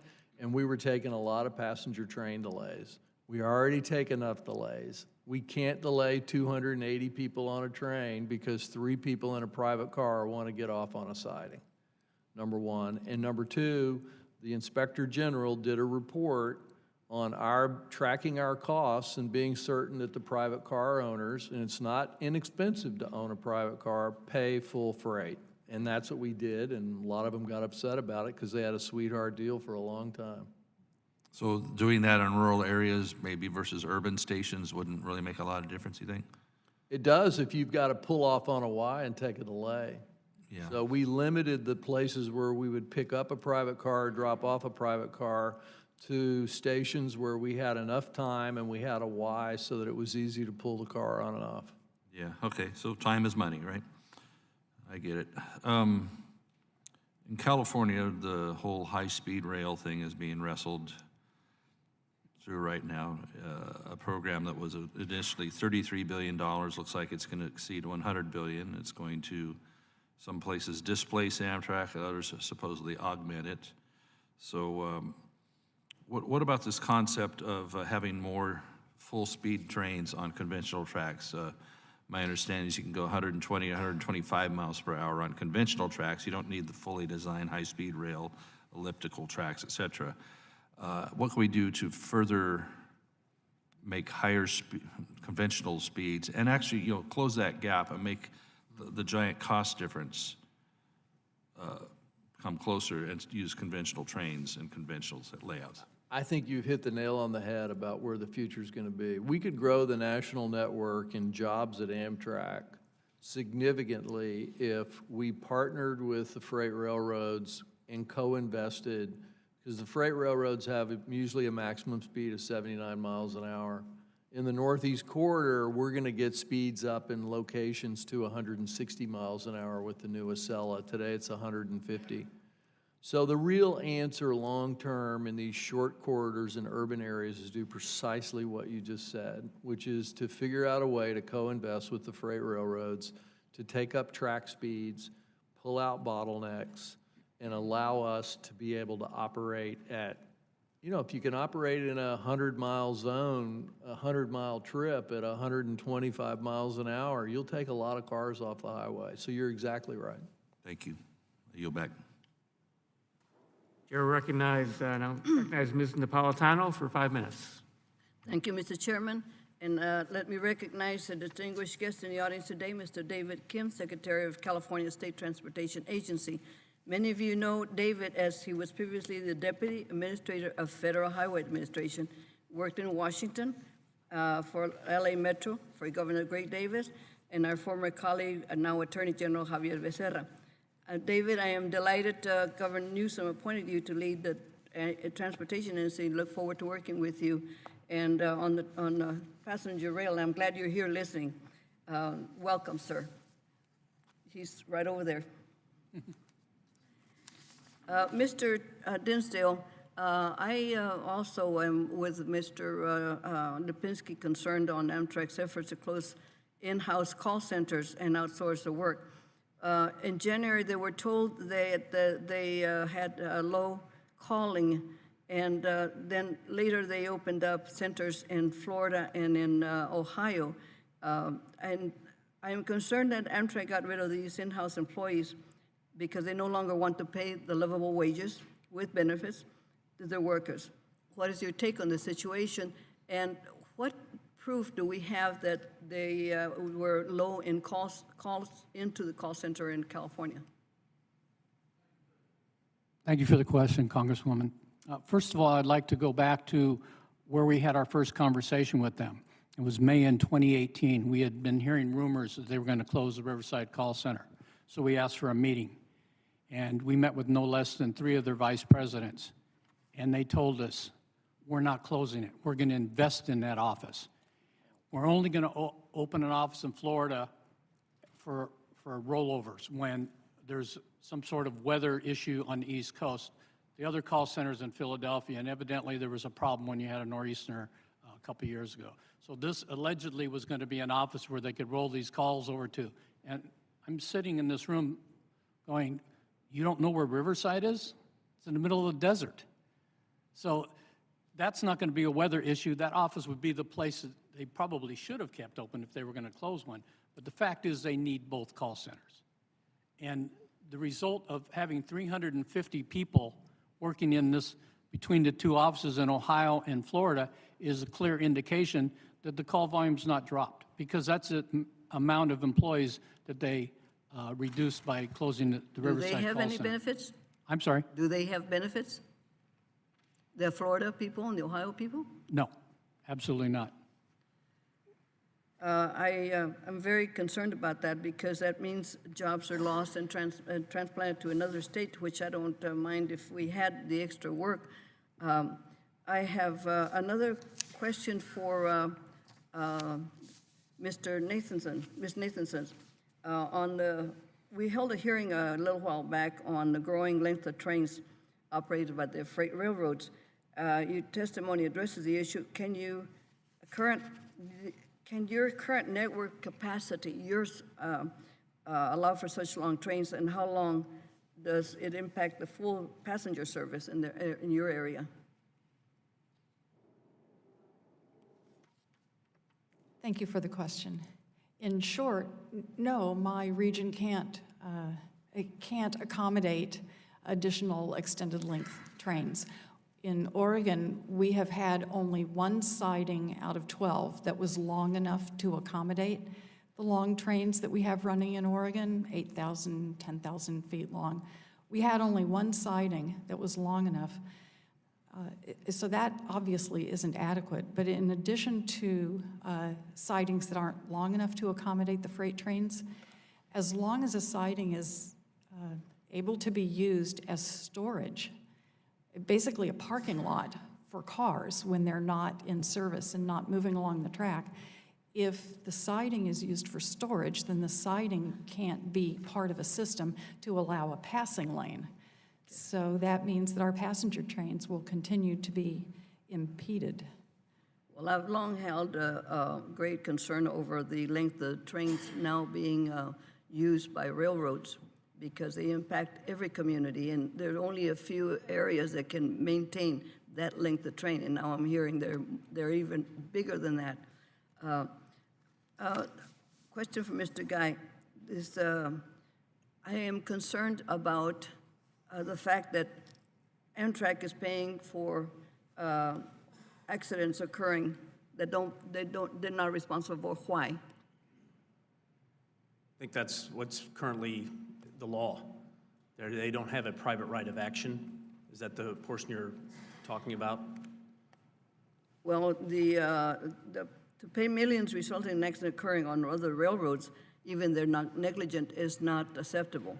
Yes, and that costs Congress and states more in operations because the host railroads, if it's solely their responsibility, they're not responsible for it.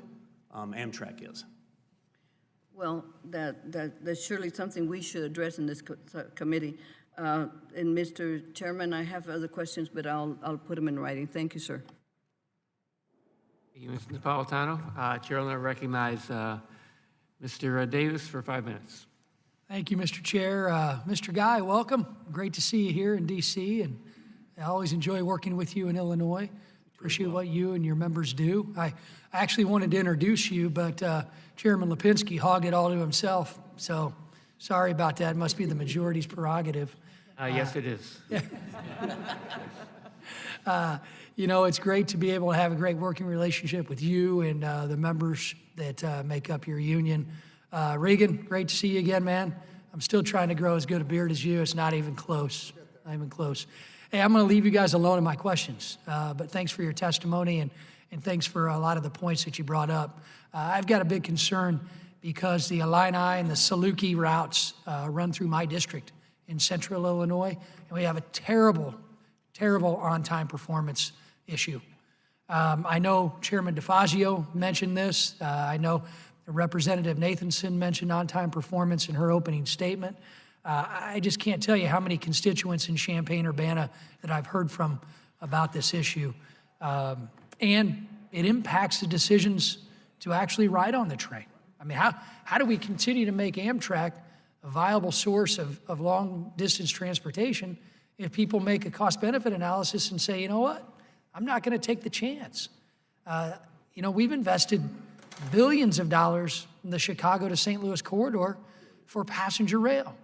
And I want to make sure that we continue to make it a viable mode of transportation.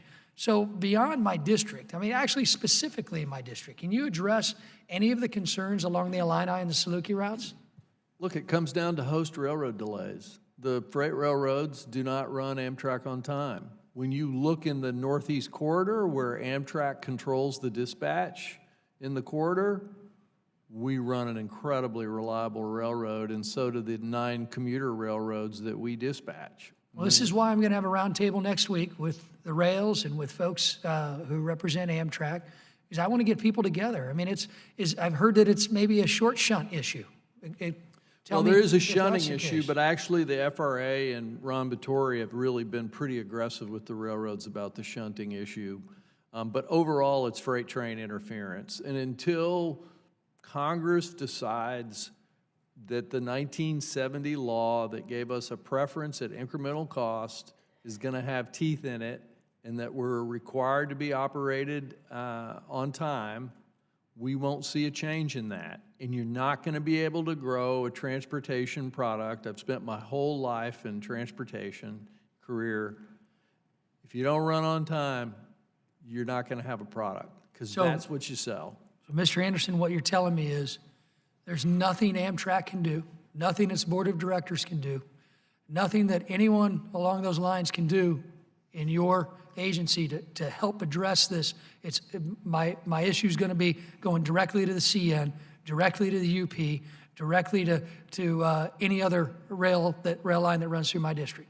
That's going to be the answer. Now, I will say that we have a host railroad group at Amtrak that works very closely with the host railroads where we try our best to adjust our schedules, adjust our consists, and work with them. But we're going to need a longer-term solution because you could really grow passenger rail and all the jobs that these folks represent if we had access to the short-haul markets around the U.S. in dense urban corridors. And the answer is going to have to be enforcement of our preference rights and then some sort of a joint cooperation agreement where we make investments like we did in Chicago to St. Louis, but really come with real benefits. And we haven't gotten the benefits of that investment.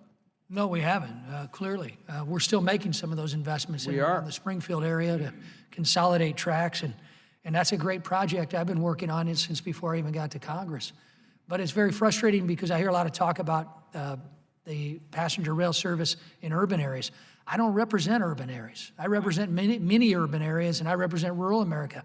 The key is, how in the world are we going to get a partnership to exist that's going to allow us to have thriving passenger rail service that goes beyond just the commuter rail service in our urban areas? Well, Amtrak can't do commuter. That's what we do. If you look at where our ridership is strongest, it's the rural areas 300 miles from 300 miles into cities. And that's our bread and butter on the long distance, actually. That's where 90% of the people on the long distance travel. So it's our lifeblood. Well, we want to see you succeed. We want to see passenger service grow, and we want to see on-time performance, especially on those 2 routes. So we want to work with you. He gave you the answer with a private right of action. Well, thank you very much, and I yield nothing back to you, Mr. Chairman. Thanks for nothing. Chair will now recognize Mr. Cohen for 5 minutes. Thank you, Mr. Chair. I've been a fan of train transportation since I was a child and a supporter of Amtrak. It's important for America. One of the parts of passenger service that's made it so wonderful to Americans over the centuries has been a fine dining service and the opportunity to go on the train and live and have certain style. When I was 10, my father and I took the city of New Orleans from Memphis to Champaign-Urbana, got off the train, spent the night at the Inman Hotel with a pigeon on our windowsill, got up the next morning very early to get on the Panama Limited so we could enjoy the outstanding French toast that they served on our way into Chicago. Came back on the Panama Limited, had one of the thickest, finest filet mignons. Now Amtrak is cutting out dining service. This is short-sighted and foolish. It's like Delta Airlines taking away amenities to passengers on their airplanes and making air traffic more like traveling on a bus. Mr. Matthews, you've had people contact you and let you know about their thoughts about the elimination of food service, allegedly to try to get more millennials who don't like to sit with others and want to just look at their phones. What have your people told you about the elimination of food service? Mr. Cohen, thank you for the question. Reaction has been, we'll call it charitably, we'll call it mixed. I have a stack of letters in my office from folks who recount experiences just like the one you did. They look back fondly at some of the meals that they enjoyed and the people that they met. To some extent, one of the things that's missing is it's not just the food, it's the experience. It's the shared experience of meeting people on the train and having that shared meal, which in the modern era has become increasingly a precious thing because we don't come together in public spaces very often. The interesting thing is that, yes, we've had some millennials who will tell us that they would prefer not to visit with other people, but I've probably had an equal number of millennials tell me that that's the part they enjoy. That, in fact, my own son, before he was an adult, made a point of traveling on a different reservation at dinner than we had because he wanted to meet other people on the train. And he would come back and tell us who he met that day at lunch or at dinner. So it's a very, very individual thing, but I've got stacks of letters in my office from folks who really don't want to see that pass. They understand that, maybe we can't have the big, thick filet anymore, but the idea of sitting in a table with no tablecloth, the bag, a plastic bag, a pile of plastic trash, that's just not what they were looking for and certainly not what they paid for. Do you have 79,000 signatures? It's actually a little more than that now, sir. People want to have the food service. Yes, sir. When you go in a Pullman car, you get food, but you expect to get prepared food, not paper sack food. Paper sack food is clearly not what anyone was paying for on that service. Thank you. Mr. Anderson, there was this backlash in June of 18, and you modified it, I think, in July of 2018. Did that backlash not affect you in understanding that a lot of people enjoy that experience, and that's part of what makes train traffic and passenger rail service so nice? I didn't turn my thing on.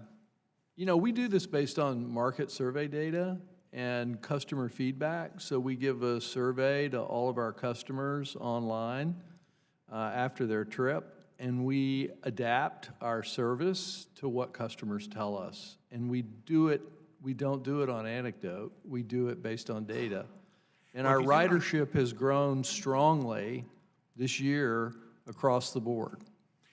I travel on Amtrak, the Acela, probably 6 times a year. Thank you. And have done that for 12 years. I don't think I've ever got one survey from you. So I don't know if you're not doing it on Acela and the New York run.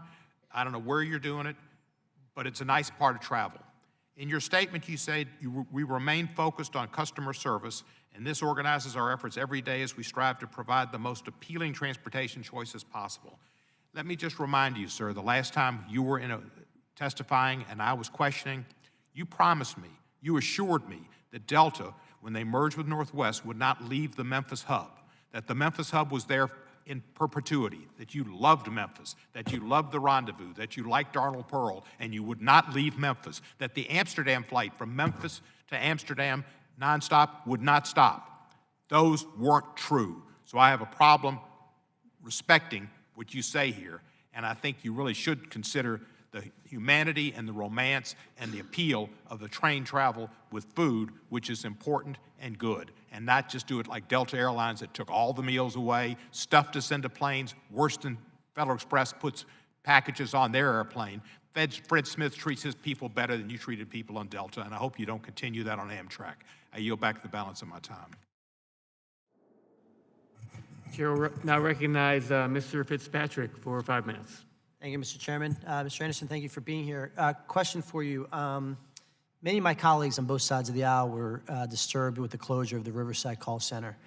We have call centers in our region in southeastern Pennsylvania and the Philadelphia region. Can I assure those workers that what happened in Riverside will not happen in Philadelphia? Could you repeat that? I have a hearing. Yeah, so the call center in Riverside, the closure, was concerning to a lot of my colleagues, Republican and Democrat alike. Yep.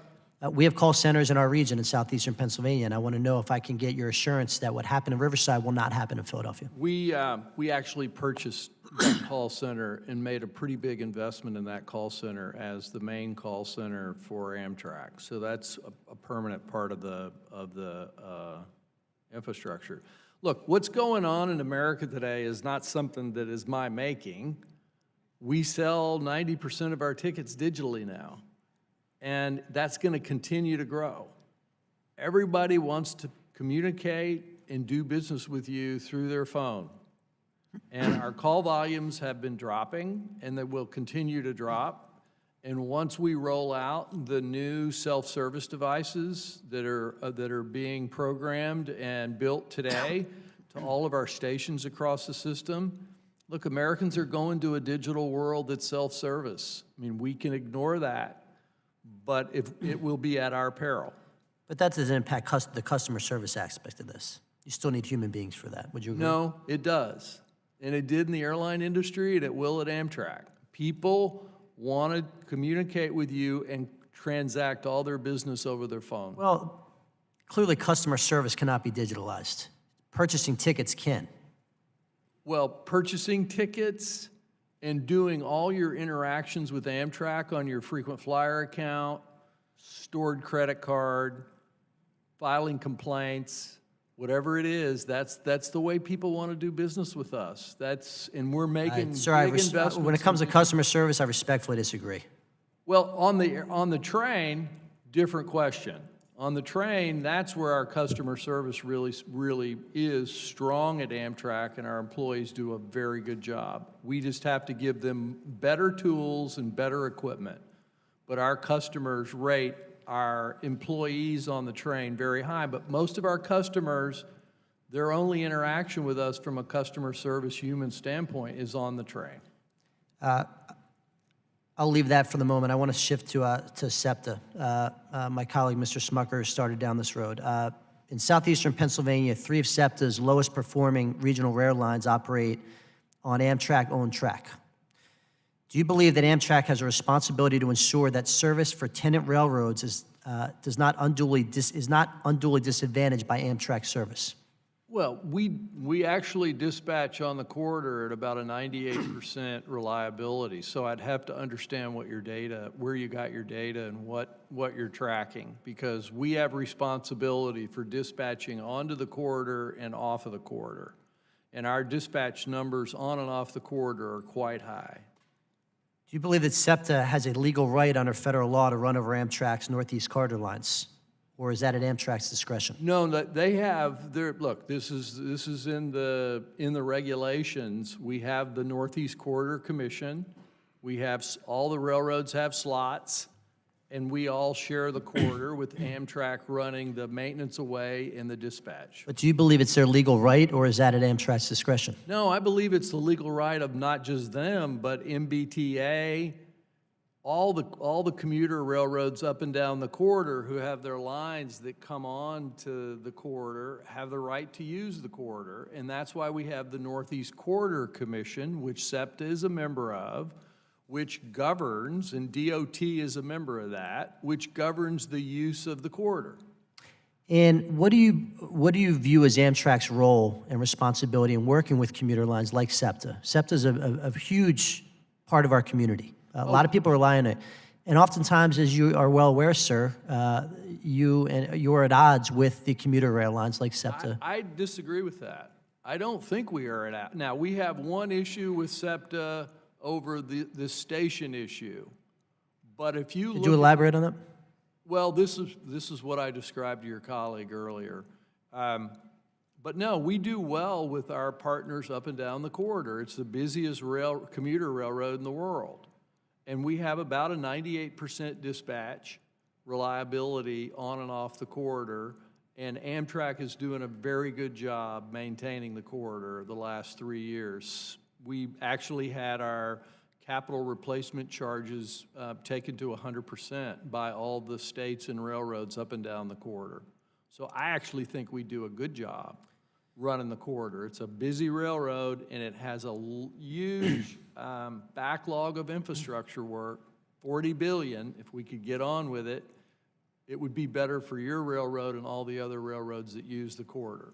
So before yielding back, Mr. Chairman, Mr. Anderson, back to my original point of the call center, I will tell you, surely, yeah, many of us are purchasing our tickets digitally.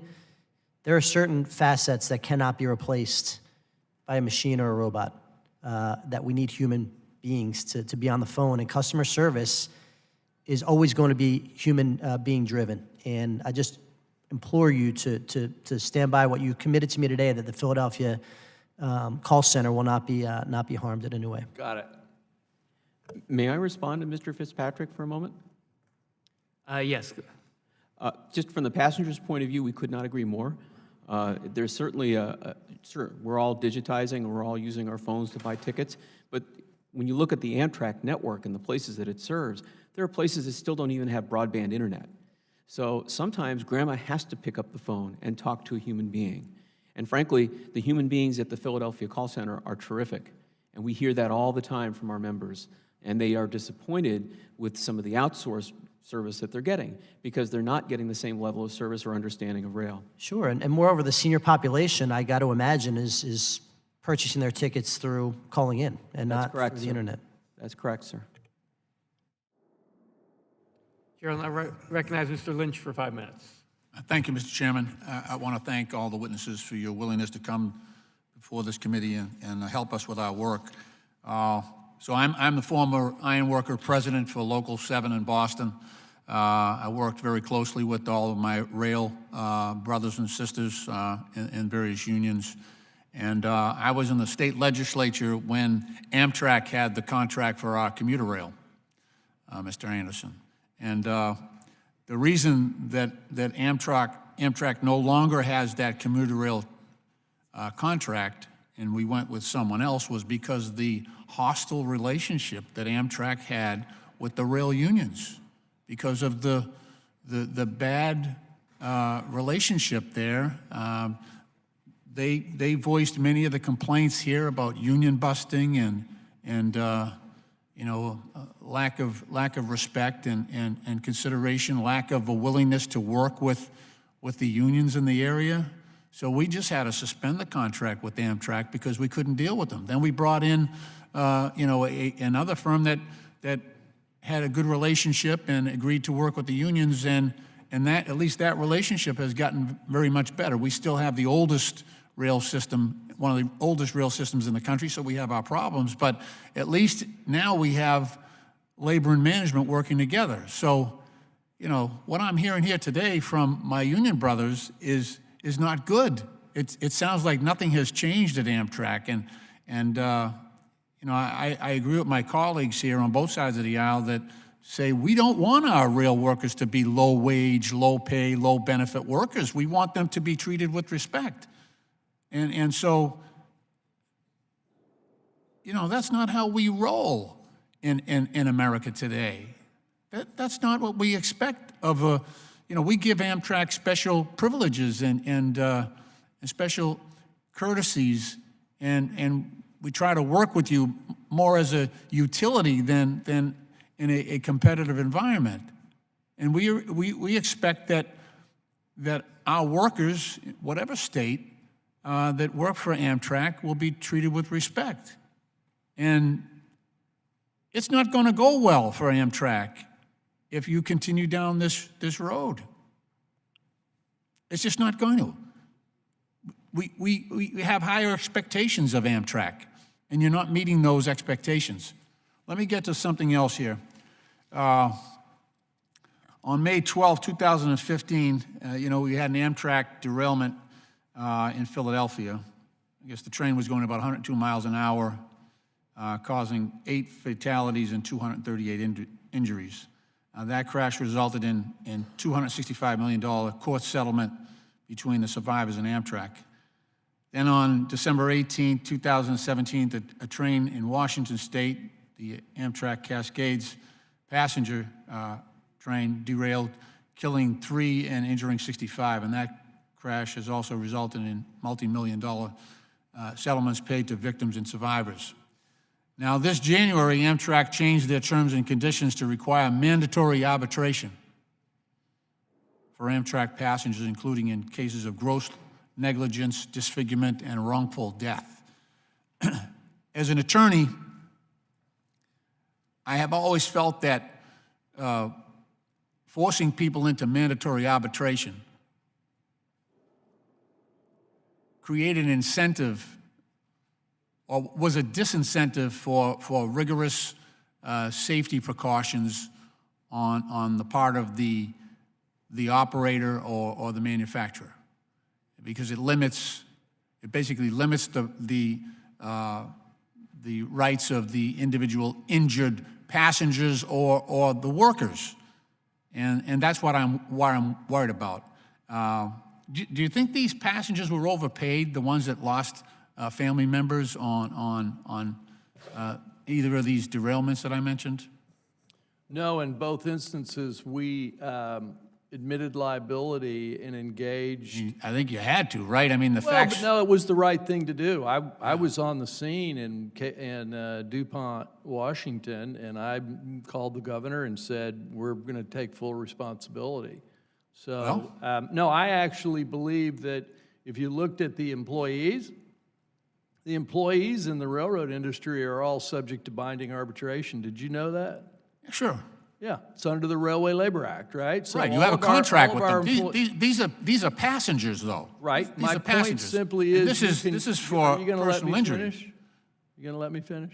Or I'm not sure.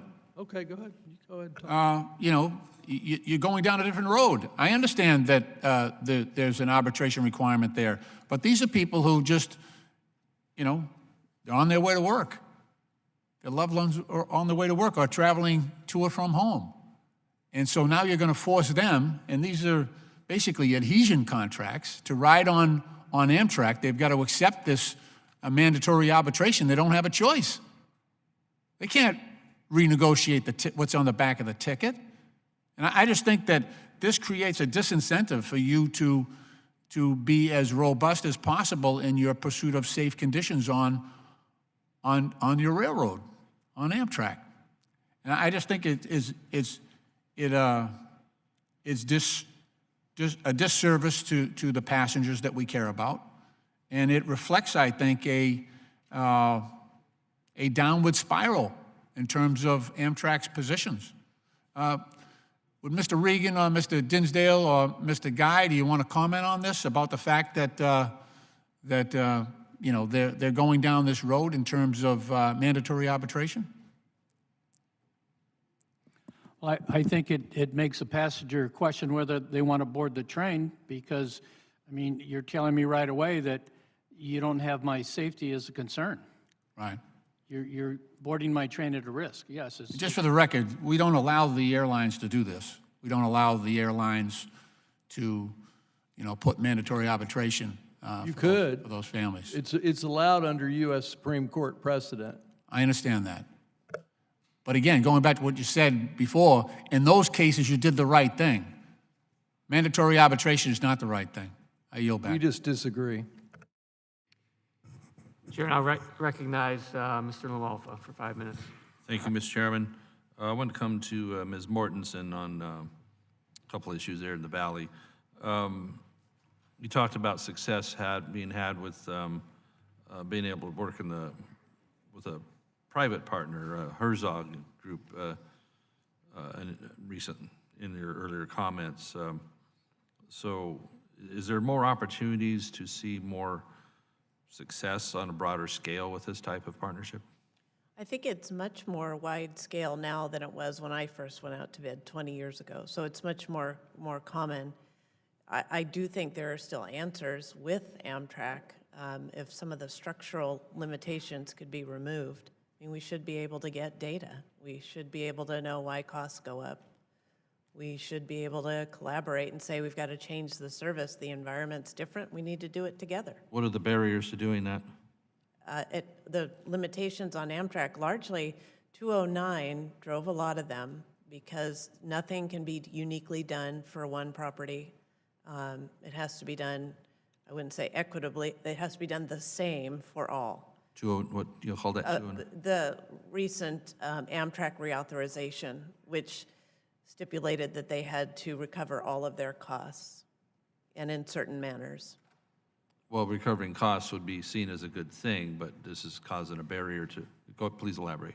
Well, I think it is a good thing if there's just a them on the other side, but when Congress asks Amtrak to fully recover their costs, one of the biggest places, and you've heard Amtrak say this, is the state-supported route. So they really go to your constituents and grab that money to recover their costs because that satisfies the definition, but it doesn't necessarily satisfy the service that your constituents want.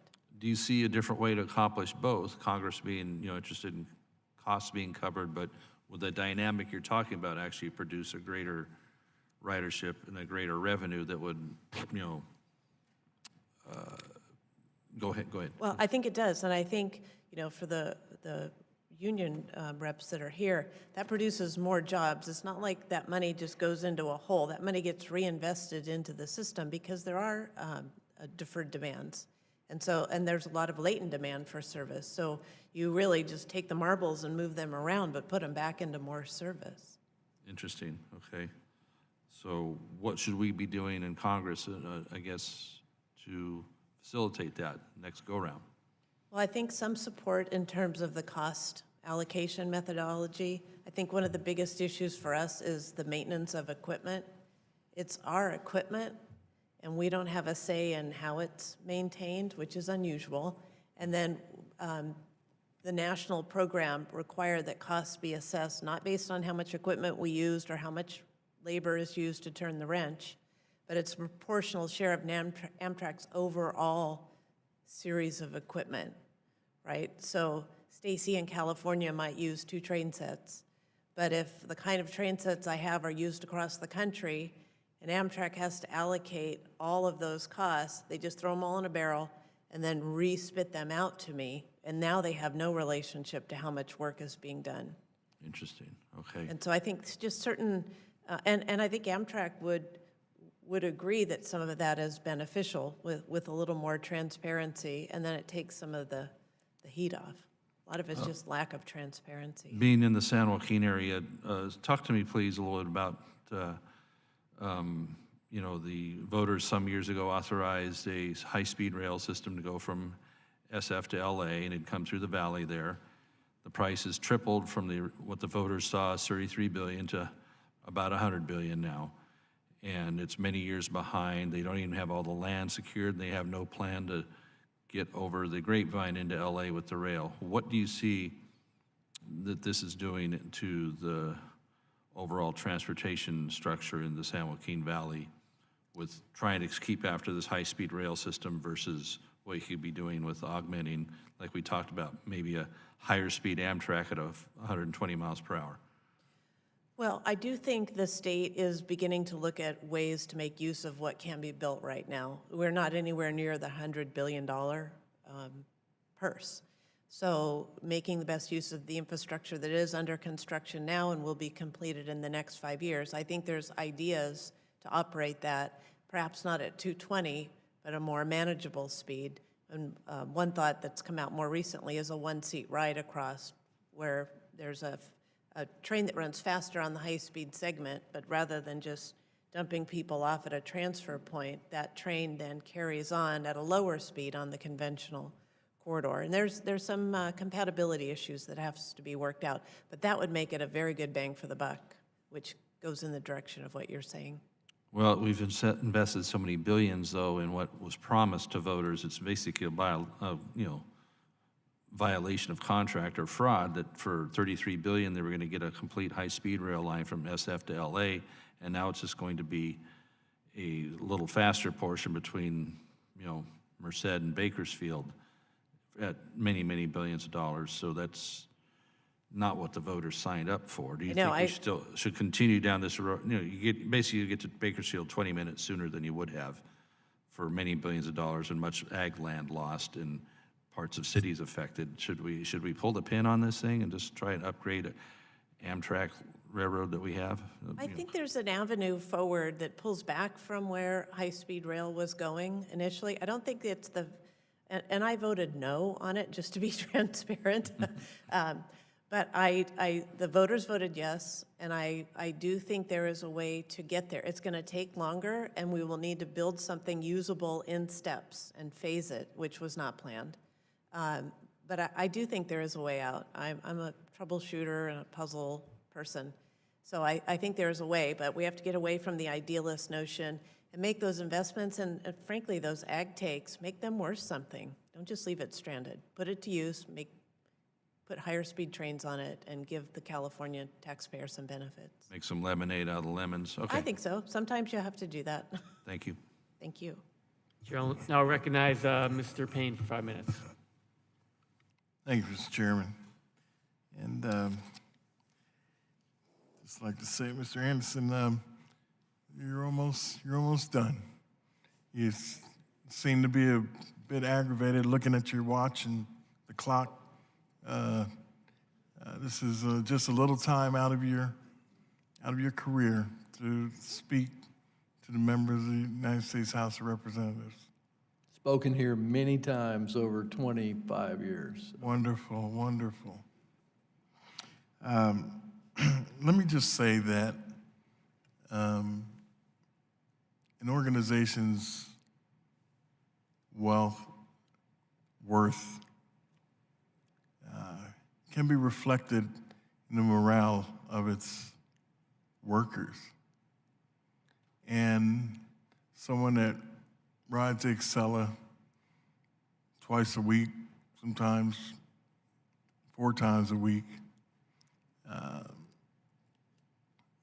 you have a great staff. But it goes a long way in working with them and understanding what they need for their quality of life to have morale be positive. This talk of union busting is just really troubling. But I just wanted to put that on the record. But in your testimony, you highlight the need for Amtrak to upgrade and replace its aging fleet of trains. What consequences do you foresee if Amtrak does not refleet, and what effect do you think it will have on the passengers? Congressman, thank you for your remarks. We are in the midst of the largest refleeting in Amtrak's history. So part of what we've been trying to do is conserve our cash. And our balance sheet now, we just got an investment grade upgrade because we bought the new locomotives for the national network, the Siemens Charger locomotives, which will ensure that the long distance network and the national network has a really good locomotive fleet. So that was number one. Number two is the new Acela train sets, 29 of them, will start delivering in 2021. They're being made in New York. Number three, we have got to replace the Amfleet 1 fleet, which is the Northeast Regional fleet in the corridor. It has to be replaced. It's going to reach the end of its life.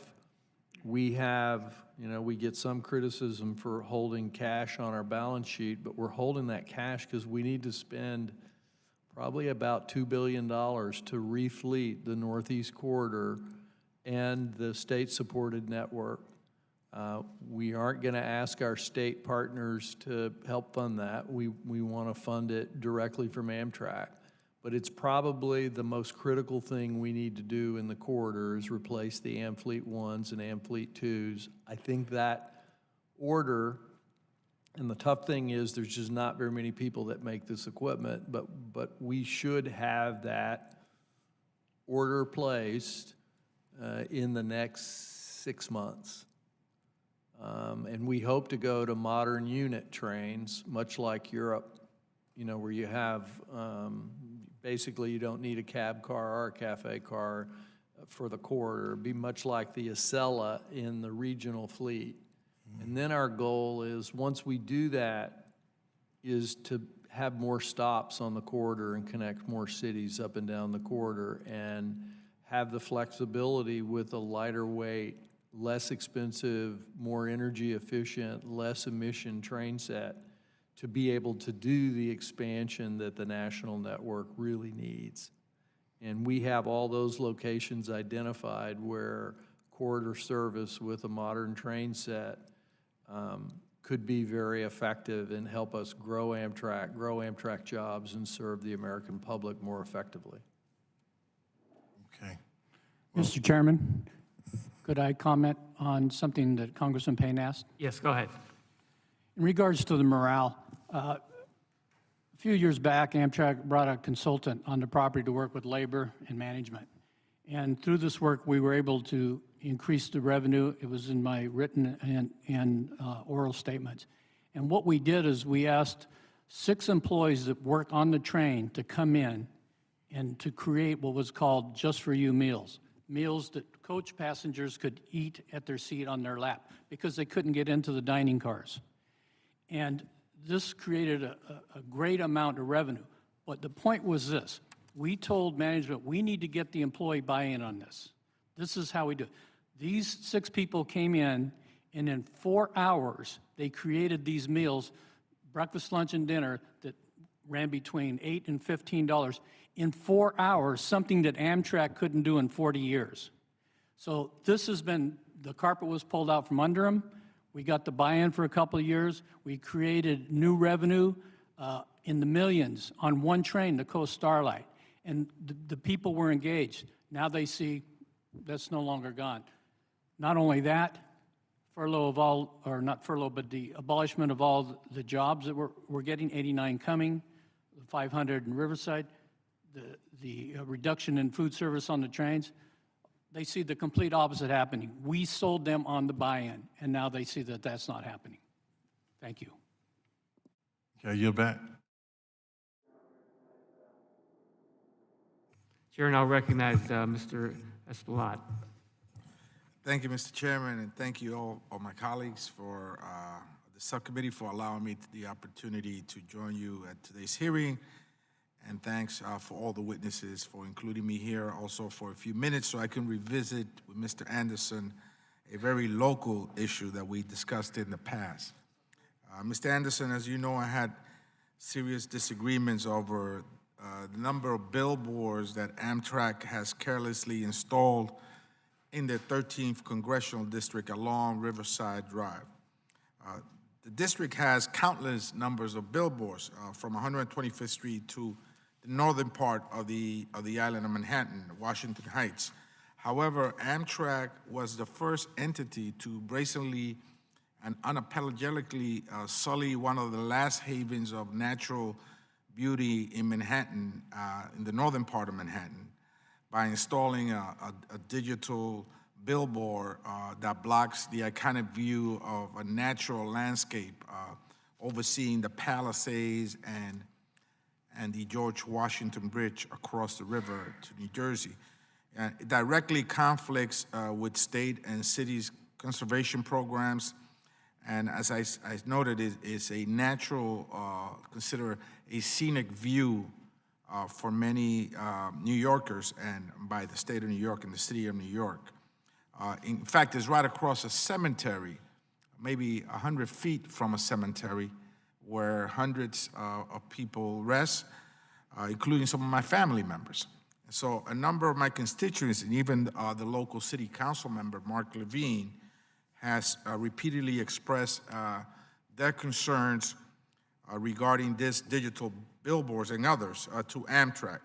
Specifically, Councilmember Levine and others maintained that they had almost no notification or input from Amtrak before the billboard was installed. And I personally feel that though Amtrak's response to my personal communication with senior officials and including yourself, Mr. Anderson, left a lot to be desired. While I recognize the need for Amtrak to find ways to monetize its assets, I strongly believe that you need to come to local communities when you're seeking to make consequential decisions such as this one. At the very least, Amtrak could have done a better job at including the community and their elected officials in this process. The community is still willing to find a compromise, a new location for the billboard, and I hope this registers today. Still, it's worth noting today that I have introduced legislation that will require Amtrak to follow local laws and land use procedures for things such as this nature, digital billboards. Visual pollution, much has been said about visual pollution, and I could find no better case than this one. We fought for many, many weeks and months to protect the view of the Palisades from a foreign company that attempted to build above the tree lines in the neighboring state of Jersey. But this digital billboard is really one that perhaps has a better place. I do have one question for you, Mr. Anderson. Are you willing to meet again with the community and with the elected officials to reconsider the placing of this billboard in an area that should be sacred because of its natural beauty and scenic view?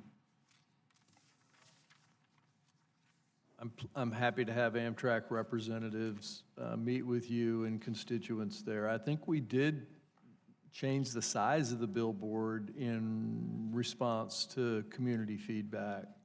But the rights that Amtrak has, under federal law to use its property is very similar to what the Metro has in New York and what other railroads have. And, our responsibility is to make sure we're good stewards of that asset, but we would be happy to have representatives meet with you or other constituents. I mean, a rose is a rose by any other name. You still have a billboard intrusive in a scenic view right across a cemetery in one of the most pristine, beautiful areas of New York City that I think is probably the worst decision you made. You could have done it somewhere else. And we're willing to work with you to find an alternative location. I think it's clear that a lot of people are in line to decide what is the worst decision I've made. Well, put this one in the first three, according to me. You've been a real gentleman. I'll make it first. Thank you so much. I hope you reconsider. Thank you, Mr. Chairman. I yield back. Thank you, Chair will now recognize himself for 5 minutes. Probably a little shorter than that. I just wanted to address really one main thing. We had earlier, actually Mr. Lamalfa had raised with Ms. Mortensen issues of transparency and cost transparency for Amtrak. I mean, this is I think, a very serious issue, because I've heard these complaints elsewhere about not knowing what is being charged. And I think that it's something that needs to be worked on and perhaps legislated on in this reauthorization. But I wanted to just end by asking Mr. Anderson, as I said in my opening statement, I still believe that Chicago Union Station operation should be turned over to Metro, the commuter railroad. They have about 90% of the passengers that go through Union Station. There have been a number of issues that have occurred there at Union Station. So in the meantime, Mr. Anderson, how are you committed to improving your operations at Chicago Union Station? Good question.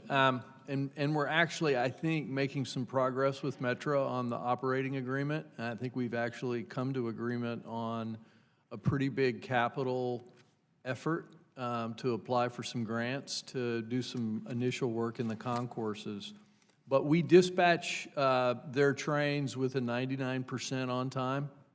Our intention is to continue to do that. At the same time, we've invested tens of millions into the Chicago Union Station train hall, restoring the original building, restoring the roof. We're adding another entrance right now, overhauling the The Great Hall looks really nice now, but most people don't even see that, and what they're concerned about is their train arriving and leaving on time.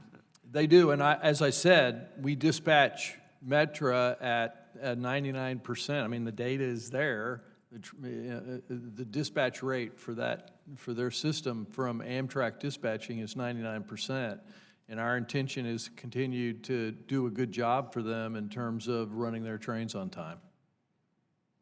It's something that we will continue to discuss, especially as we move forward with the reauthorization. Yep. I will yield back my time. Any other members? There's only one member here. Lamalfa, any other questions? I'll leave it as it is, sir. Okay. Seeing as there are none, I'd like to thank each of the witnesses for your testimony today.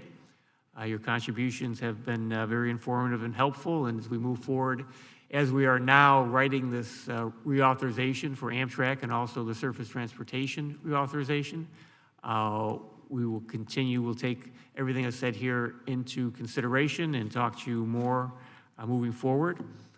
I want to ask unanimous consent that the record of today's hearing remain open until such time as our witnesses have provided answers to any questions that may be submitted to them in writing.